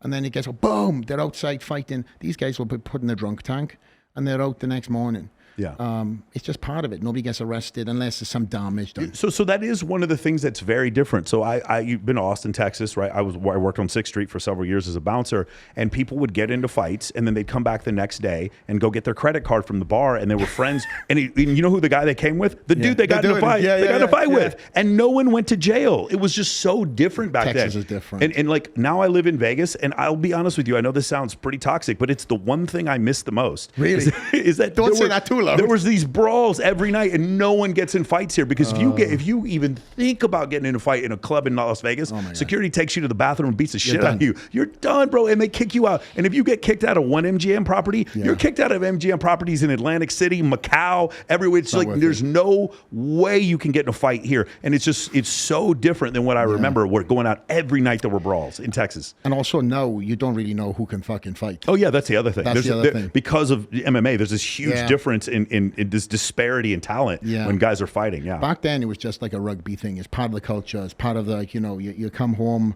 with a ripped shirt and my mother would be like, what the hell happened last night? Oh, Mom, don't start now. Looking at me, trying to see if I'm cut up. My face is, I'm missing a tooth. I'm good. But it's normally like, you're standing next, and it's the girls. Yeah. The girls would be just as game as the guys. Yeah. Something happened like several years ago, or they find out about some guy that somebody hooked up, the same shenanigans, but there was a lot of missing hair patches in them Welsh clubs back in the day. Oh man, that's incredible. That's incredible. Okay, so one of the other things I loved was when Jay Cutler he tears his bicep. He ends up losing one of the Dexter, I believe. Yes, Dexter Jackson. He loses one of the Olympic. Yeah. And he comes back the next year. I asked him, what is your favorite Olympia? He said, '09 was my favorite. Best comeback. Because it was the comeback. And so I want to ask you, you had 7 times where you won. What was your favorite? And what is the difference between each one of these championships? I've been asked this before, and I kind of say my first and my last. My first, actually, I'll this is not a direct question, but an answer, I'm sorry. My first, my second, and my last. So my first, just because I was like, okay, wow, I done it. The second, everybody was talking shit going into that show because there was people missing on the first. 2 previous champions who had won the 202 were there back in the 212. So the year that I win it was a stacked class. But of course, as soon as you win it, you're walking off that stage and you're in the room. I was like, oh, you only won it because. You only won it because. So I was like, okay, because next year. So then that year, to defend that title, I think there's nothing better than defending the title, because then you can, it's not a fluke, right? You've defended a title and it's just reassurance to the world that I'm the champ, defending it. And then the last one, Michael, I can't even remember pretty much 6 of my other titles. Really? No. Wow. The first, second, third, fourth, fifth, and sixth, they're all married and merged. Yeah. In together. And if somebody's talking and they're pretty much breaking down details, remember this? Oh, yeah. But for me to just give you like a categorized like version of every one of my wins, I can't. The last one, I said to myself, this is going to be your last Mr. Olympia. Yeah. It was going to be 6, but my friend passed away before the show, and I was going to be done on that. But the fans, and that's why I'm so blessed. I want to say thank you to all my fans and followers, even in retirement. They've been incredible to me. They were like, you need to come back. Not that I was going to step away, but it took me a long time to get into that 7. And then when I decided to do 7, I had this new perspective.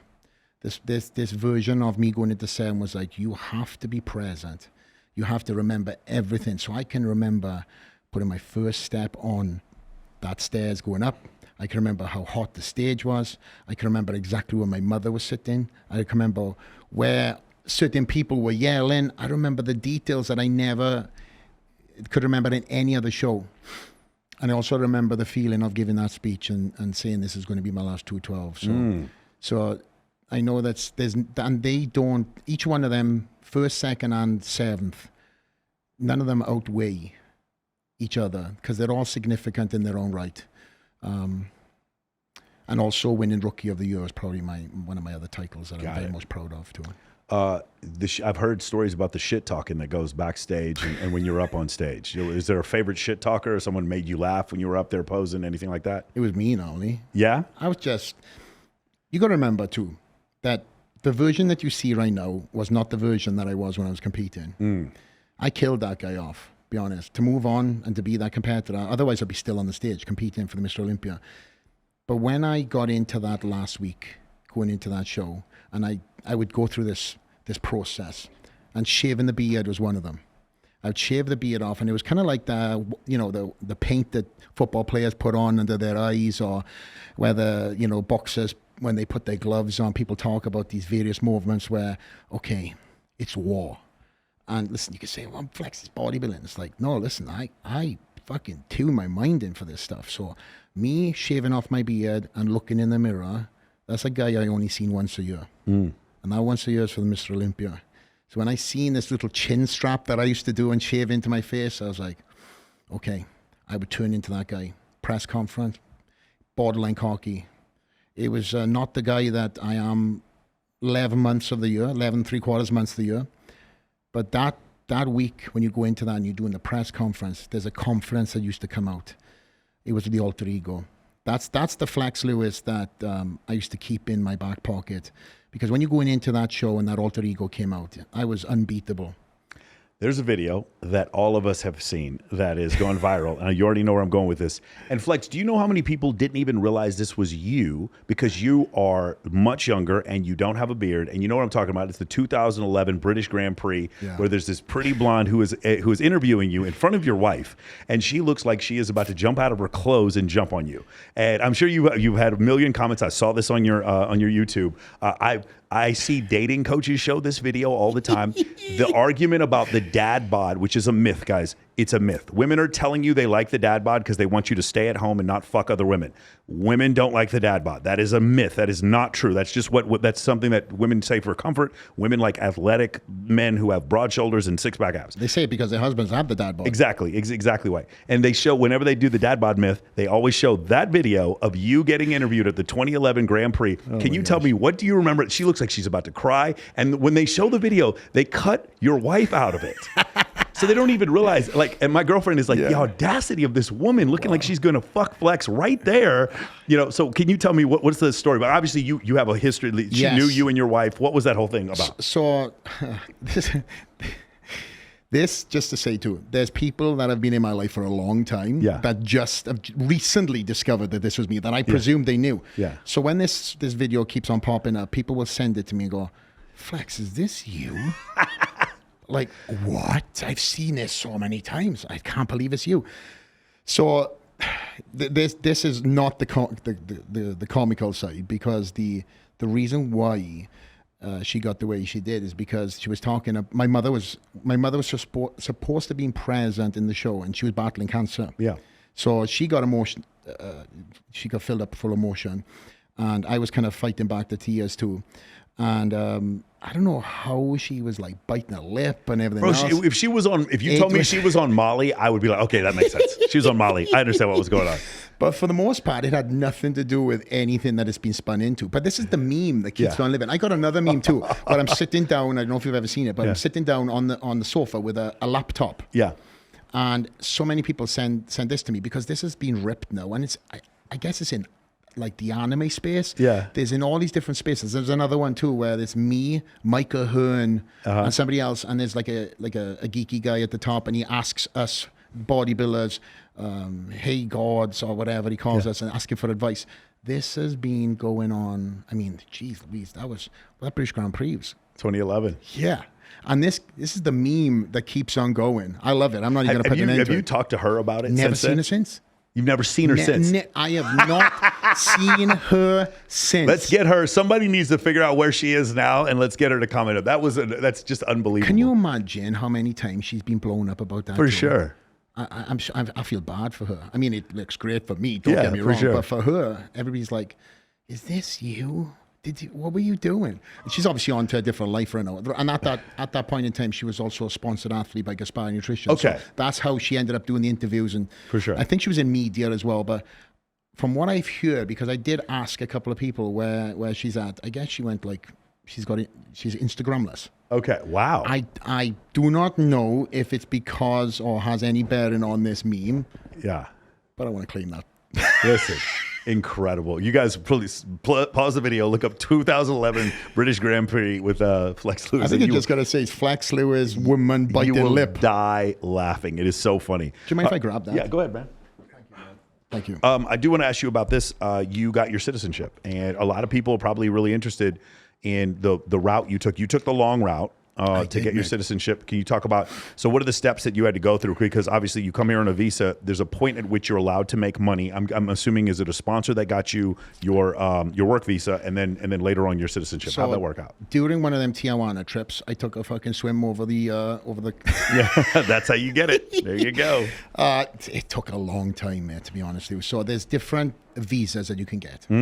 So as I was sponsored by an American company, it allowed me then to get this visa, which is called the P1. Which is an athlete visa. So I was on a P1 for, I believe it was like six years, and I renewed that P1. And then I had the ability to petition for my green card. And at that point in time, it was a lottery. So even if I had all this information and, I could have thrown myself into that ring and get this, the chance of getting a green card, it was a chance that I couldn't do. And once you petition for your green card and you don't get it, there's a period of time where you can't go for it again. So I ended up rolling into something called an O1, which is kind of more up on the ladder. And that's called extraordinary abilities. Extraordinary, yes. I know a lot of models that actually have gotten that one. Yeah. So that really means that your career, your job, your modeling, whatever it is, you have an ability that nobody else has. And you have to be in the United States to be able to do your job. Yeah. So It's a rare visa. So I host all three of the bikini pageants here in Las Vegas, and I host 2 other ones outside the U.S. And when I do so, one of the things they'll put on their resume is if they win first prize, they use it as saying for their O1 visa. Yeah. And then also when I interview them on red carpets for like the Playboy Mansion or Maxim Party or whatever, they'll do that. So I've actually, because I'm a former U.S. military officer, I've written several letter of recommendations to girls who were Canadian or girls who were Australian so that they could get their O1 visa. As have I. I've actually helped a lot of people. I think we're into the double digits now, many people I've helped, because I feel it's like the passing forward or whatever, you're around the world passing back. So I had the Extraordinary Abilities visa for, I think it was 7 years. And then I petitioned for my green card. So when you go for your green card, obviously there's a massive process. There's paperwork. Now, there's paperwork that goes for all this stuff. And it's very daunting. In fact, when I done my athlete's visa, when I remember submitting my paperwork, it was the size of my fist. That's how stacked it was. Wow. So when I done my green card, they wanted every front cover, every article I've ever been on. This is everything. Can you imagine the research I had to go into this? Your wife is Welsh? No, American. She's American, so that didn't help the situation?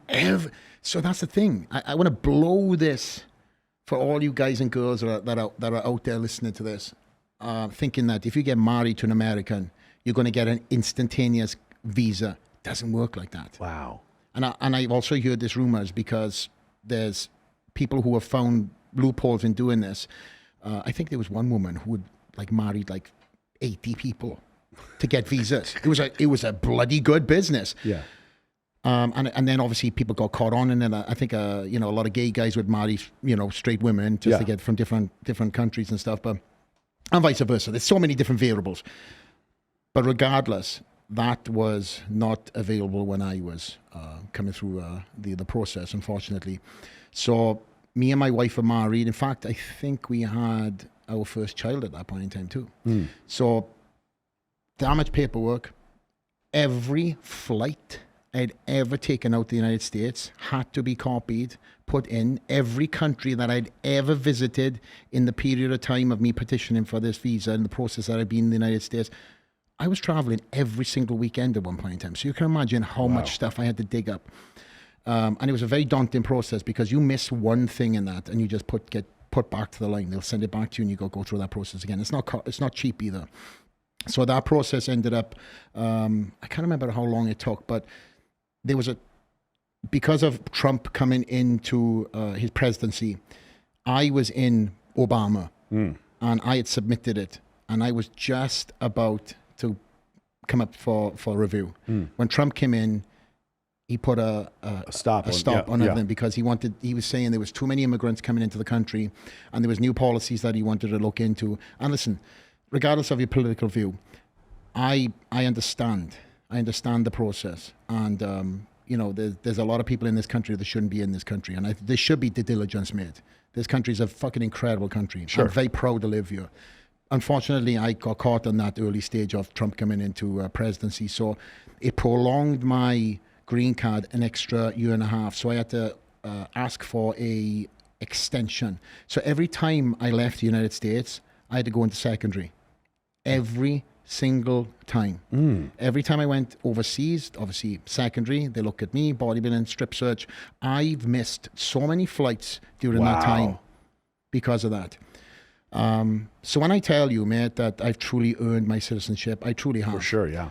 And that's just the green card. And I mean, if my wife was here, she could tell you so many more stories. But again, regardless, 15 years it took me to go through that process from the start to the finish. And I just got my citizenship this year. And millions of dollars spent in taxes, 2 kids, businesses, over just under 200 employees. And I had to earn it. Incredible. Your wife is American. Where did you meet her first, and then how did you know? I mean, listen, you're a bodybuilder. You're taken off. You're famous. How do you choose this woman to be the woman you end up having kids with and marrying? So I was in a relationship before, and of course, for me, coming from Wales and having these girls posters on my wall, and looking at these American models and stuff, coming from that small town and being in Wales, what we perceive as a 10. Not to say any other number on you because I don't want to get castrated when I go back home, but like, you could read through the lines. Not tens, really? Hey, listen, there's some girls in Manchester I've seen that are really attractive. Oh, they're beautiful girls. I've met some Gordies that are pretty amazing. Yeah, I don't know many Welsh women, but yeah. Yeah, beautiful women. Yeah. I just want to get given a number. Yeah. But needless to say, you're looking at the glass half full. When I came over to the United States and I seen, these American women, oh my gosh. I mean, you got to remember too, going back to me arriving in the United States, opening up my eyes the first day I was here in Ed Connors' house, walking on to the balcony and seeing chicks rollerblading past me in bikinis. What the hell is this? Yeah. What is this world I've just been delivered into? Yeah. So again, full circle, I start getting some notoriety and, I'm going around the world, and of course that comes with a lot of attention. I mean, there's sometimes, and I've said this before, I've worked certain shows and I've got this 30-foot banger hanging from the ceiling, and you've got these models who are not in the industry, they're working next to you, and they see this 2-hour line, and you're talking to everybody, and then they don't even look your way when you get there, and by the end of the day, they're kind of like, oh my gosh, I lived that.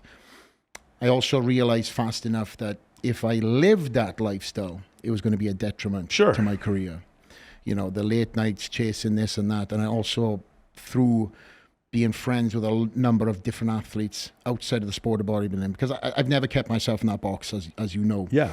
Seeing certain fighters who have won belts, boxers, UFC fighters. Well, you see UFC and WWE are now joining together. Yeah. When you mentioned that thing about I'm not just a bodybuilder, I'm an athlete, that's the first thing it made me think of, because now what you have is Randy Couture or someone like that, these older guys who are in the WWE, they're in the UFC, they can transition over to the WWE and become huge. And same, I would imagine the same sport of bodybuilding, you would find the same thing. If Michael Hearn wanted to go out and do the WWE, they'd probably let him do it. Yeah. So it is one of these really cool things where it's like you're an athlete, not just you're an entertainer and an athlete, not just a bodybuilder. Yeah, and just to land the plane on what I'm saying, I seen certain athletes who would dedicate their lives to their certain craft, and then as soon as they got to the top, the distractions start coming in.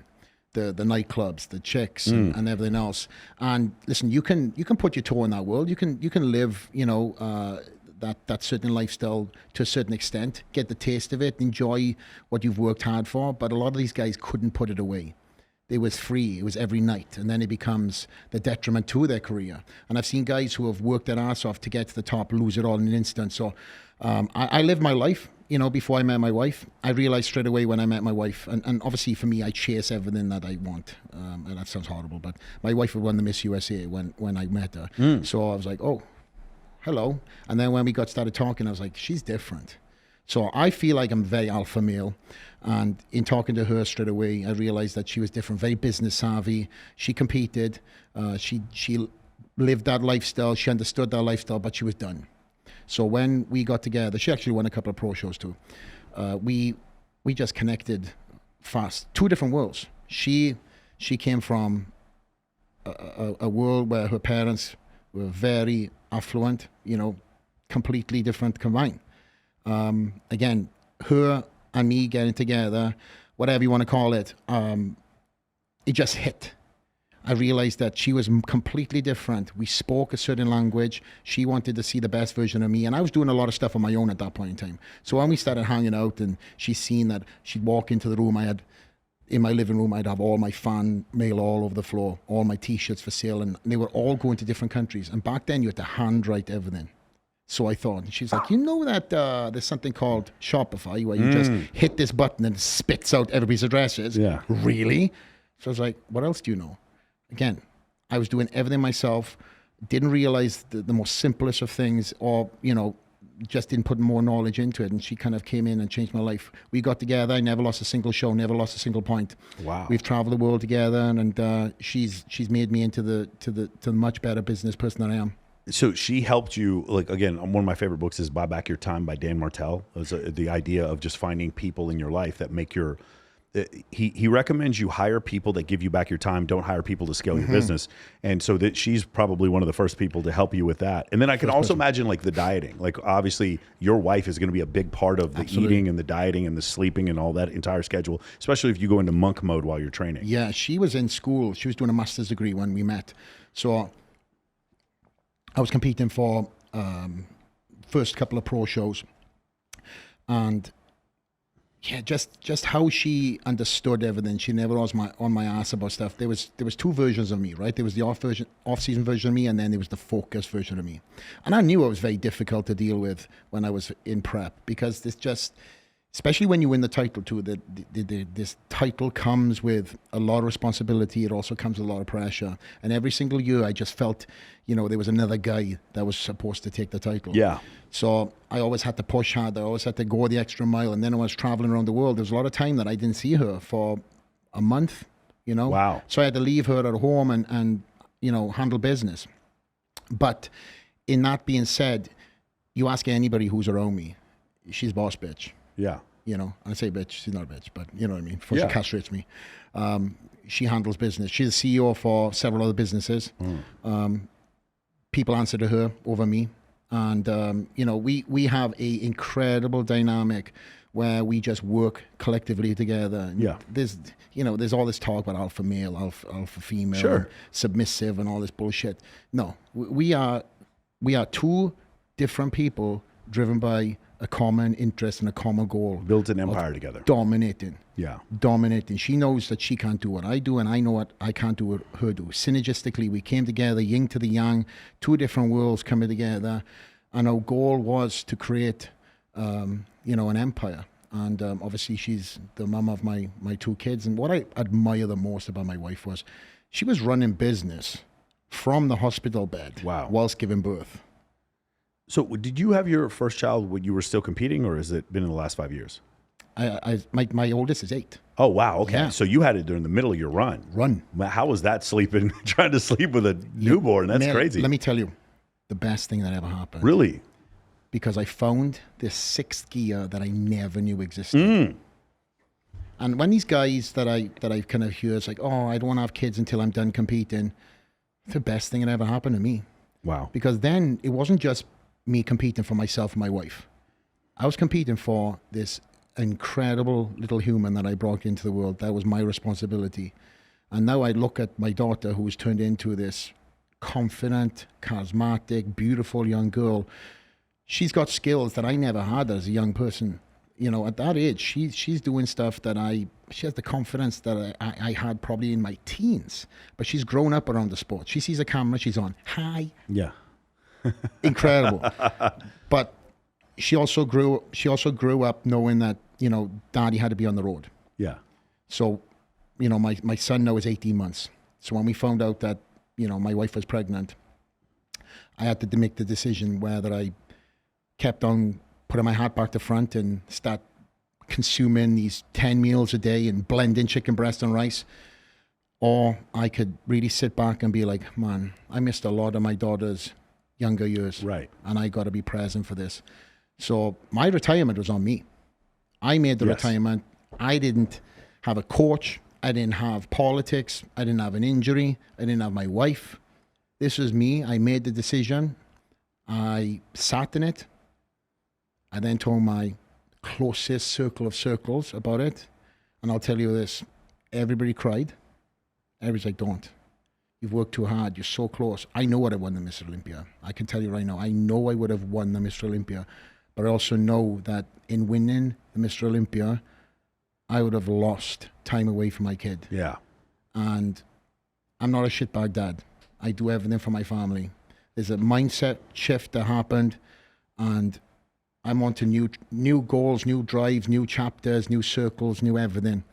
That's one of the reasons why I moved to Vegas. Yeah. But I also wanted to be present for my son. And I'm so glad and so grateful because I've seen two of the guys that I've beaten the last 2 years. They flip-flopped actually this year. Last year, Hardy won from Iran, and this year, Derek Lunsford won. And I beat both in the 212. Both have gone up into the open. Both great guys and fantastic bodybuilders. But I also know what they are doing now as Mr. Olympia and how much they have to be on the road. Yeah.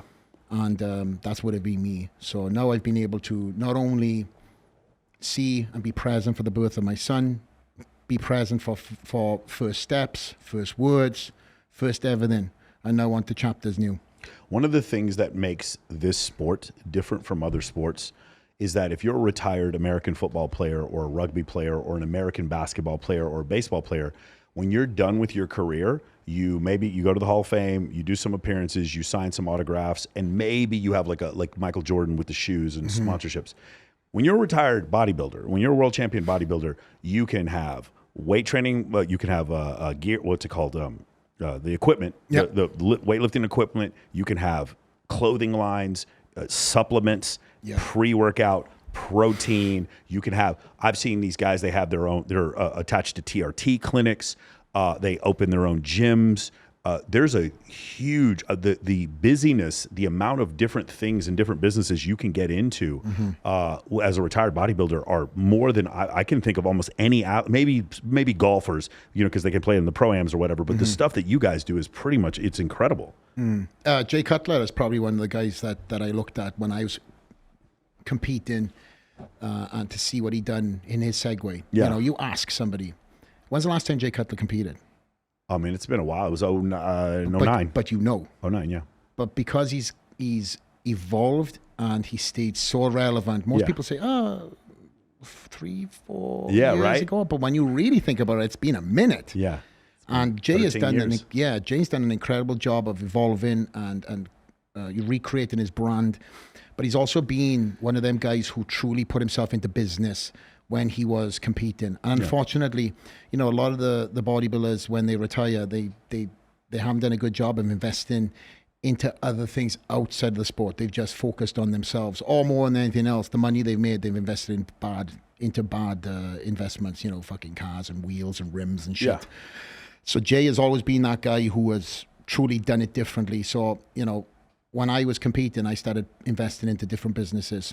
So I had a game plan when I retired to segue into other opportunities. So you mentioned that, but the majority of pros, when they retire, do the same thing.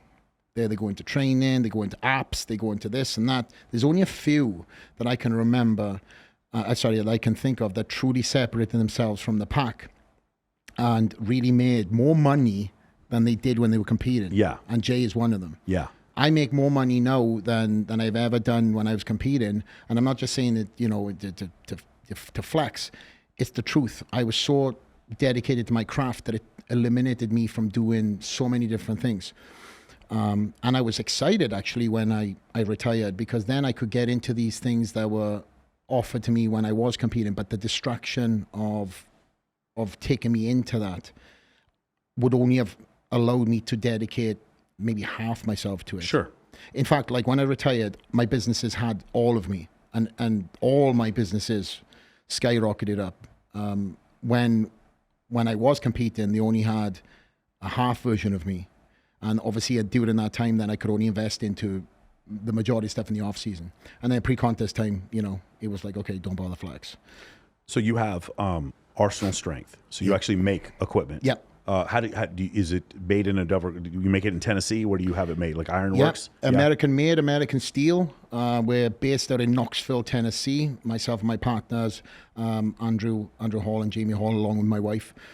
We established this business in 2015, and we had a couple of flagship pieces, and it's just skyrocketed. Now we're the fastest growing equipment brand in the world. If I go to Dragon's Lair, that's all Arsenal Strength stuff in there. It's like a incredibly glorified showroom. It's like showroom for all the different stuff. Have you been to the Dragon's Lair yet? I'm gonna go this week. Oh my goodness, yes. We should have got you there today, and then we should have come over.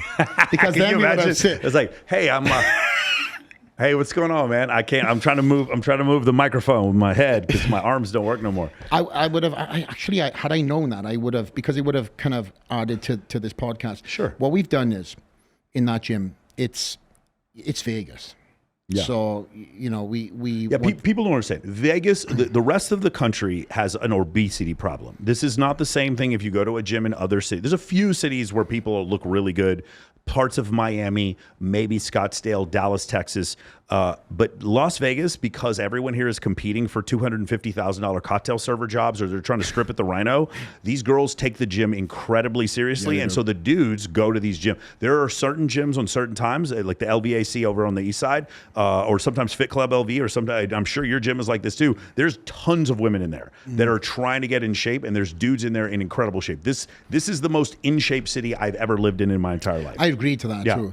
You know, we have an eclection of different people in my gym, all the way from the people who are bodybuilders. In fact, we have this year we've had, well, let's just say we mentioned Jay.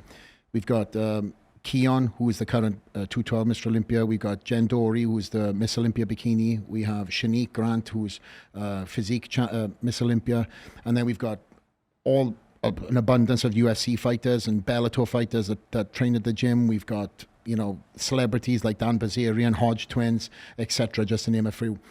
And then we have your gym goers, who are the bread and butter of the gym. You know, these people have all the different stories, whether they're there because they're on a weight transformation. You've got somebody who is, you know, used to be 400 pounds, who is now in the mid 220s and is training next to, you know, Mr Olympia. Yeah. There's no ego. I've built a culture. I've kicked people out. If somebody has a massive social media following and they're acting like a cocker spaniel in here, fluffing their feathers and peacocking, and I'm the one that's paying the light bill, who the fuck are you? You allow that to stay in the gym, you create a cancer, and it spreads rampantly. One person could get rid of 20 people. So I've got rid of that fast. There's a culture there. There's an energy. It's beautiful. I don't have to, you know, talk about my own gym. You can see the reviews of people who are training there. Additionally to that, when I got to Vegas, I came here during the pandemic. Yes, so that was the other thing I was going to ask you. Why did you choose Vegas and then opening a gym during the pandemic? So I was living in Florida, and the backstory for the Dragon's Lair. Do you mean to tell you about the Dragon's Lair backstory? Yeah, please. So I was training in various different gyms in Florida when I moved there, and what ended up happening, I became like a show and tell.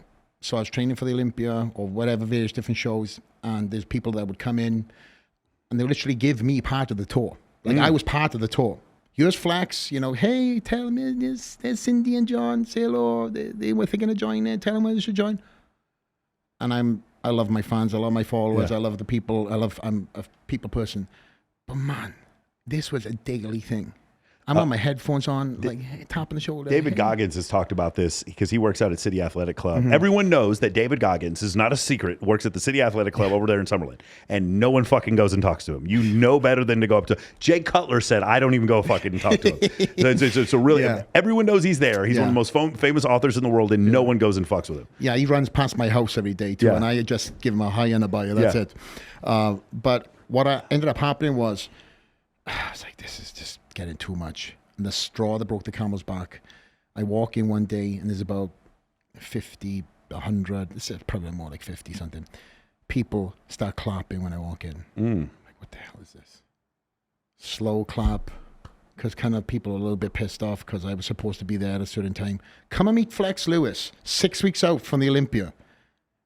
Flash post on Facebook. What? I walk in and I turn the front desk. What the fuck is this? They were like, it's a meet and greet. What? And then I had to turn into Flex. Hey guys, how are you? I done my thing. Of course, 6 weeks out, I'm dying. Pre-workout is in my system, so I'm nice and friendly. That's the worst, dude. Your girl wants to get in an argument. I'm like, I just took pre-workout. I have to go to the gym or my face will explode. I can't have this discussion right now. Well, I was like the nicest guy.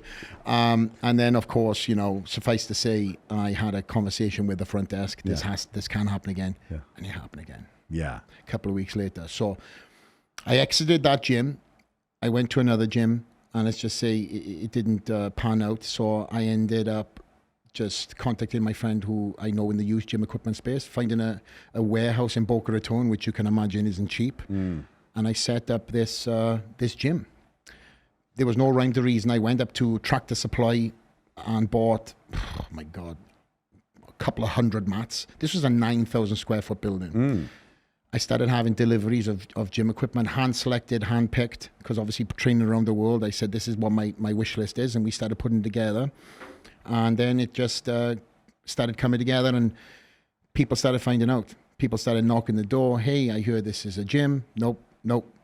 And the fact that I kept on turning it down, not opening it up to the public, the demand started increasing. So once I started having a couple of celebrity friends that started training there, they started putting a pin in the location. Oh my God. Then I started having more people turning up the gym. And they was like, what's the name of the gym? So I was like, my flag is a dragon. This is kind of a lair, the dragon's lair. Yeah. And then it started, no pun intended, growing some wings. You had like a fight club, but the fight club was a gym that but everyone knew existed, but no one was supposed to know existed. It did. And then it existed. And we literally had people sleeping in their cars waiting for people to turn up. So if somebody shot a movie in South Florida, they would come to my gym because there was no windows, no doors. They could get a workout in and there was no cameras. There was no way of, trying to take this famous person, friend, and turn it into an opportunity to plug my gym, but they did. And I think I know that's one of the reasons why it turned into what it is. Then I started investing into the business. Arsenal strength started growing. We had more pieces, so I started putting them in. That grew. I got rid of everything, revamped the gym, and then I started turning. It looked like a fully functioning gym. So I started shooting content in there. We're still in Boca Raton. We're still in Boca Raton. And then what I started doing is, and I should have mentioned this, my mentality to bodybuilding always was improvement. What I started doing was bringing in athletes that if I needed a body part that needed to come up, I'd reach out to a guy. Yeah. Hey, you want to do camp? So I'd bring these guys in.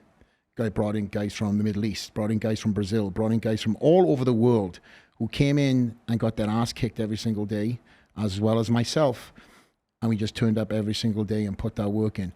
But what ended up happening also, they had their own fan base too. So the hardcore fans that followed these guys and obviously followed me would turn up, literally crying at the door, please let me in. Yeah. I need it. And all different languages. Some people couldn't speak English. Yeah.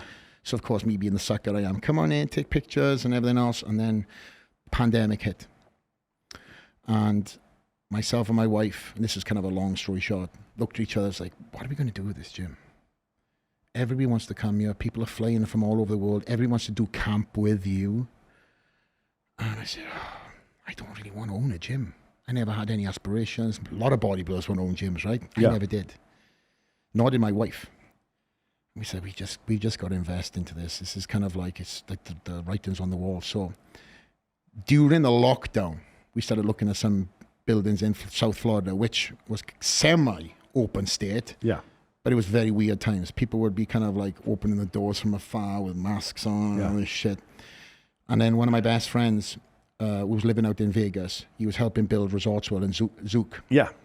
He was like, bro, there's several gyms that have closed down. There's nothing here in Las Vegas. Why do you think about coming out? And I always loved Las Vegas. Las Vegas has a very special part of my heart. Obviously, I won every one of my Mr Olympias here. And also with my connection with the UFC, I would come out for so many different fights. Me and my wife jumped on a plane and we came out. In fact, it was my wife, who's born and raised in Florida, that was like, hey, let's just go and check it out. I was concerned more about my daughter's school and everything else. Yeah. Kind of stupid shit that kind of holds so many people back, right? Yeah. And I'm the one that's normally like, let's go. So when she said it, let's just go and check it out. We jumped on a plane. I was like, hopefully nobody sees me out here. Fucking first, as soon as we got on the plane, people taking pictures. Like, please do not post anything about me being in Las Vegas. Nobody needs to know I'm here. Yeah. Of course, within seconds, it's up on the internet. Loads of people hit me up. But nonetheless, we looked at various different areas in Las Vegas because I didn't know my whereabouts and where I wanted to live and where, or would have lived, and locations of gyms. I just knew the Strip, and that was it. We came back a second time. I found my building. I found my house. I bought my house, actually, sight unseen. I had my friend. Crazy. Is your house really close to Summerlin? It's like 25 minutes away. 25 minutes away from your gym? It backs up to Red Rock, yeah. Wow, okay. I'm in Summerlin. Beautiful neighborhood. No, I'm sure the neighborhood, it's a neighborhood where Bilzerian used to live. Yes. Yeah, yes, I know exactly where it is. Yes. And once I also, as a dad now, I was like, okay, my daughter's settled in school. She's going to a great private school, very similar learning style to what she was left in Florida. And then we started doubling down on the gym. And my thoughts were that this is going to be very difficult because it's the pandemic to find workers. Couldn't be further from the truth.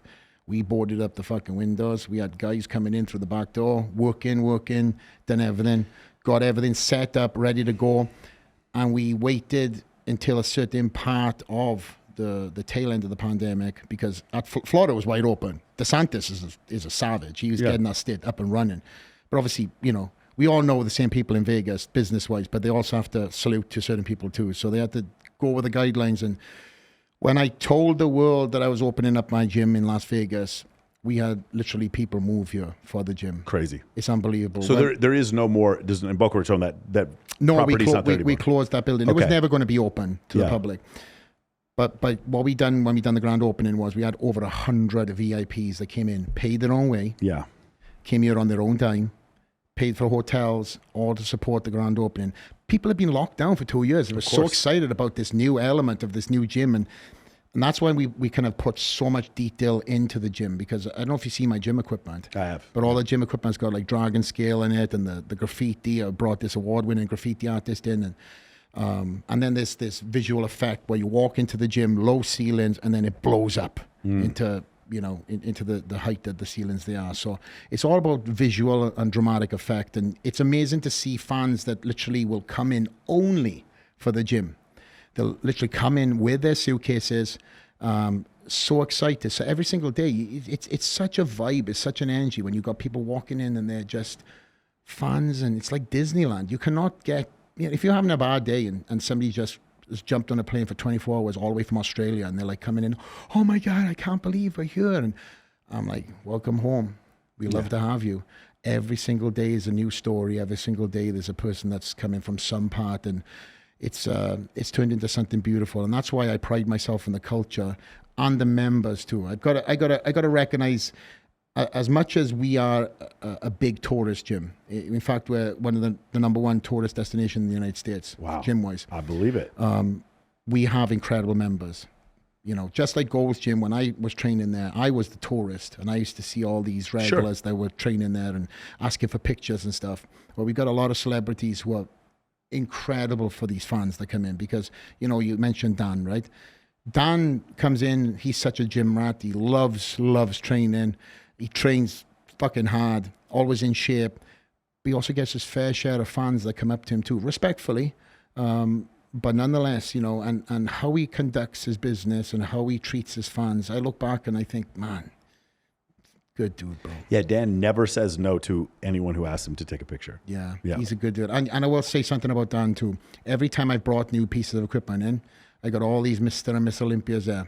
First person to text me to thank me for bringing new pieces in is Dan. Yeah, that's I never forget that. That's why if I've ever have a chance to talk about Dan, I always give his flowers, because he's a good dude. He is. He's great. And his birthday's tomorrow. When is this going out? Oh, don't know. No, it's going out in a couple weeks. So okay. It'll be too late. You guys are going to miss his birthday. So the last couple things I want to ask you about. So what right now, the majority of, would you say from a business standpoint, your revenue is it Arsenal? Is it the Dragon's Lair? Do you have other investments going on? What is going on? Yeah, I've got a lot of different other investments, and also Dragon's Lair right now. It's wild. We've had people come in with blank checks that want us to open up a gym in Texas, open us a gym in Boise, open up a gym in where else the other one that just came in? Somewhere on the south. But my goal is to open destinations. I don't need this gym watered down by having a gym in every different different state. This has to be destination. So right now we're looking at the next chapter where the Dragon's Lair lies, overseas. We've got a couple of locations and places that we're looking at. I'll just keep that. Yeah, of course, you probably should. And make people sleep outside. But for the most part, obviously, we do very well with the gyms. We do very well with Arsenal Strength and the businesses. And I got various different investments overseas as well. But me as the brand too, I'm the one that makes the most money over everything. Yeah. Me as the athlete, me as the endorsed athlete. So I'm still with Monster. I've been with Monster now 6 years. Get very well treated with Monster. So there's my sort of mindset for everything. If I can't make it, I'll get sponsored by it. Got it. Yes. So the supplement sides, I am the last of the Mohicans, I feel in my eyes, that gets paid the contract that I do. You know, like when Jay was sponsored and various other athletes, they were big contracts back then. Unfortunately, now social media and influencers and stuff, they kind of watered down the financial element of things. But I've been with a company in overseas in Italy, Yamamoto, for the last number of years. And, you know, the next segue for me probably would be then into that category. So outside of that, my only sponsorship would be really Monster. So I've always had this mentality that if I can't make it, I will do it. So I have all my own clothing range. I have, you know, my own gym equipment.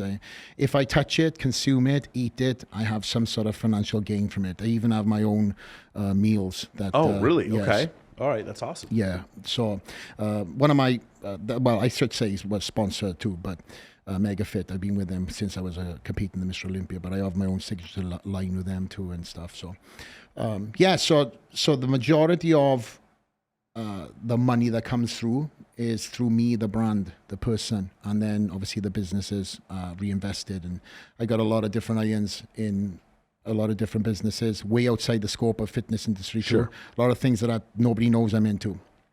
And I think that serves itself well, only because I think if my name is attached to it, you know, it might not marry itself as well as with my name attached to it. Okay. If that makes sense. Yes. Yeah. You know, obviously there's certain bodybuilders that have lines of supplements and their names are on it.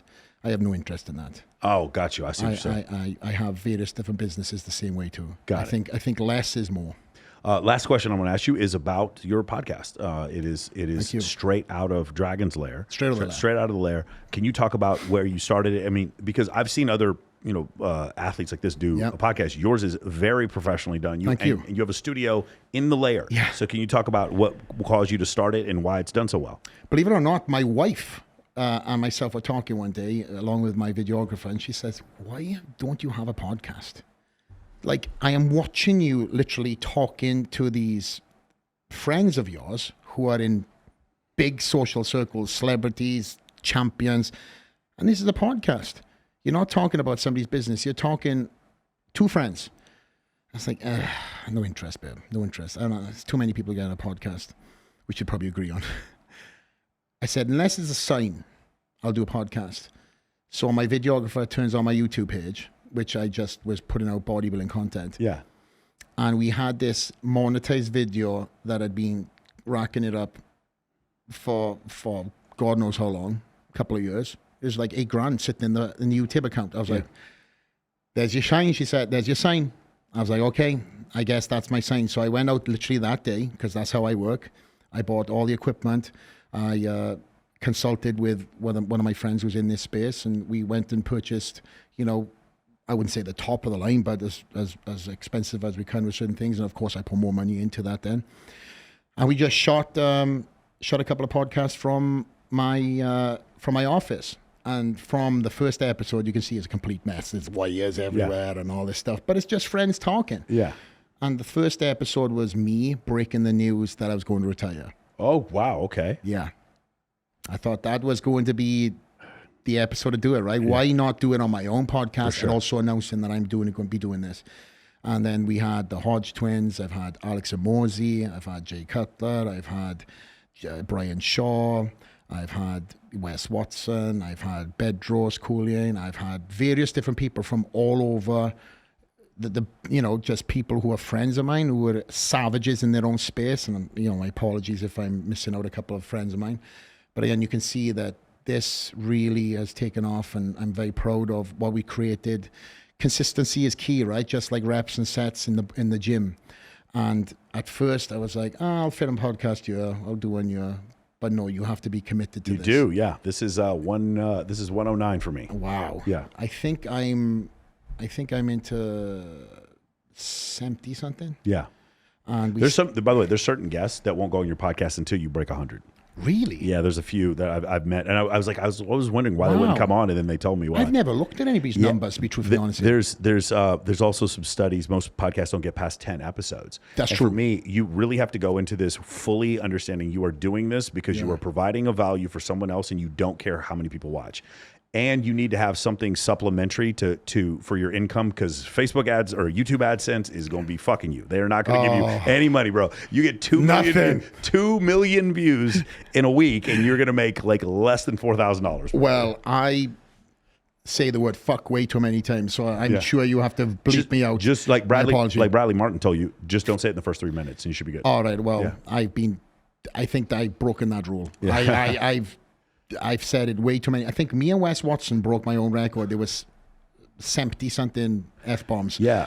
And I realized that me and YouTube are not going to get on fast. So what we done is we purchased software so I get bleeped out. But we mute the swearing, because again, we had great episodes. We dropped the podcast, and next thing we have a flag. We have a flag. So my apologies. I've been F-bombing all throughout this freaking podcast. Oh, sorry, no, buddy. it's listen, I've had Wes Watson on here. You okay, kidding me? Yeah.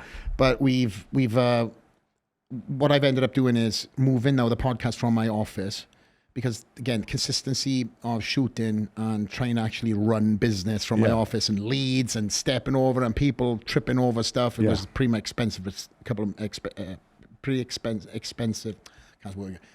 expensive mistakes made.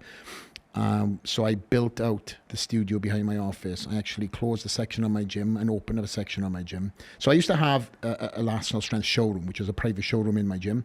And we'd have a lot of different VIPs that would come into town and use that. But what we found was that they were like, I want to train in there. So even when we had this, literally a gym within the gym, which was a showroom, everybody wanted to go in there. So I was like, why is this open? So I ended up blowing the wall out, putting a savage leg room in the back of my gym, which you'll get to see.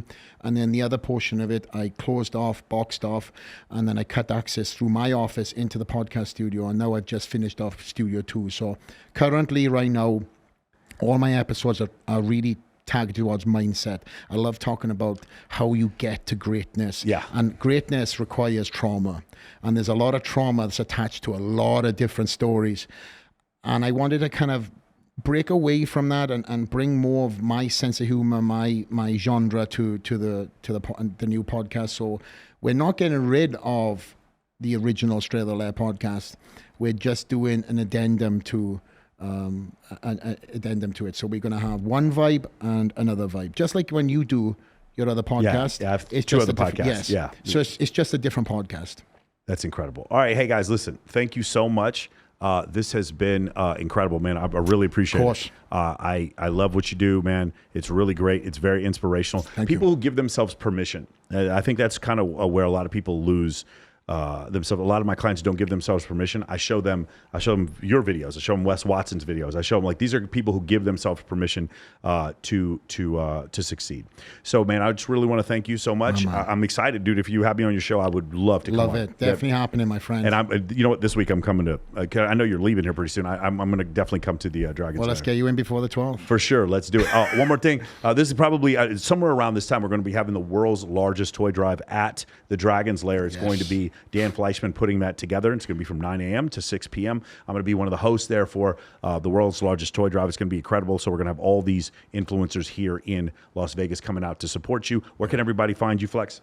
Are we going to be on various platforms? No, various platforms. Yeah. I'm all over social media. Instagram, Flex_Lewis, and I've got my Instagram page, my YouTube page, which is going to be Straight Out of the Lair.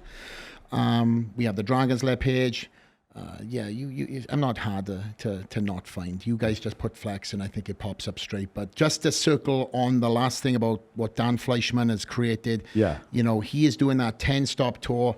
Very honored to have you as one of the hosts for the Dragons Lair, my friend. And I just want to make sure that from me to you, I am not there because I'm going to be back in Wales. You will be representing, obviously, you and Dan and everybody. There's a lot of families that are truly going to benefit from this. As we're both Las Vegas locals, this is going to be changing a lot of lives. So for me to you, in advance, thank you for all you're doing behind the scenes and all you're doing that you've told me.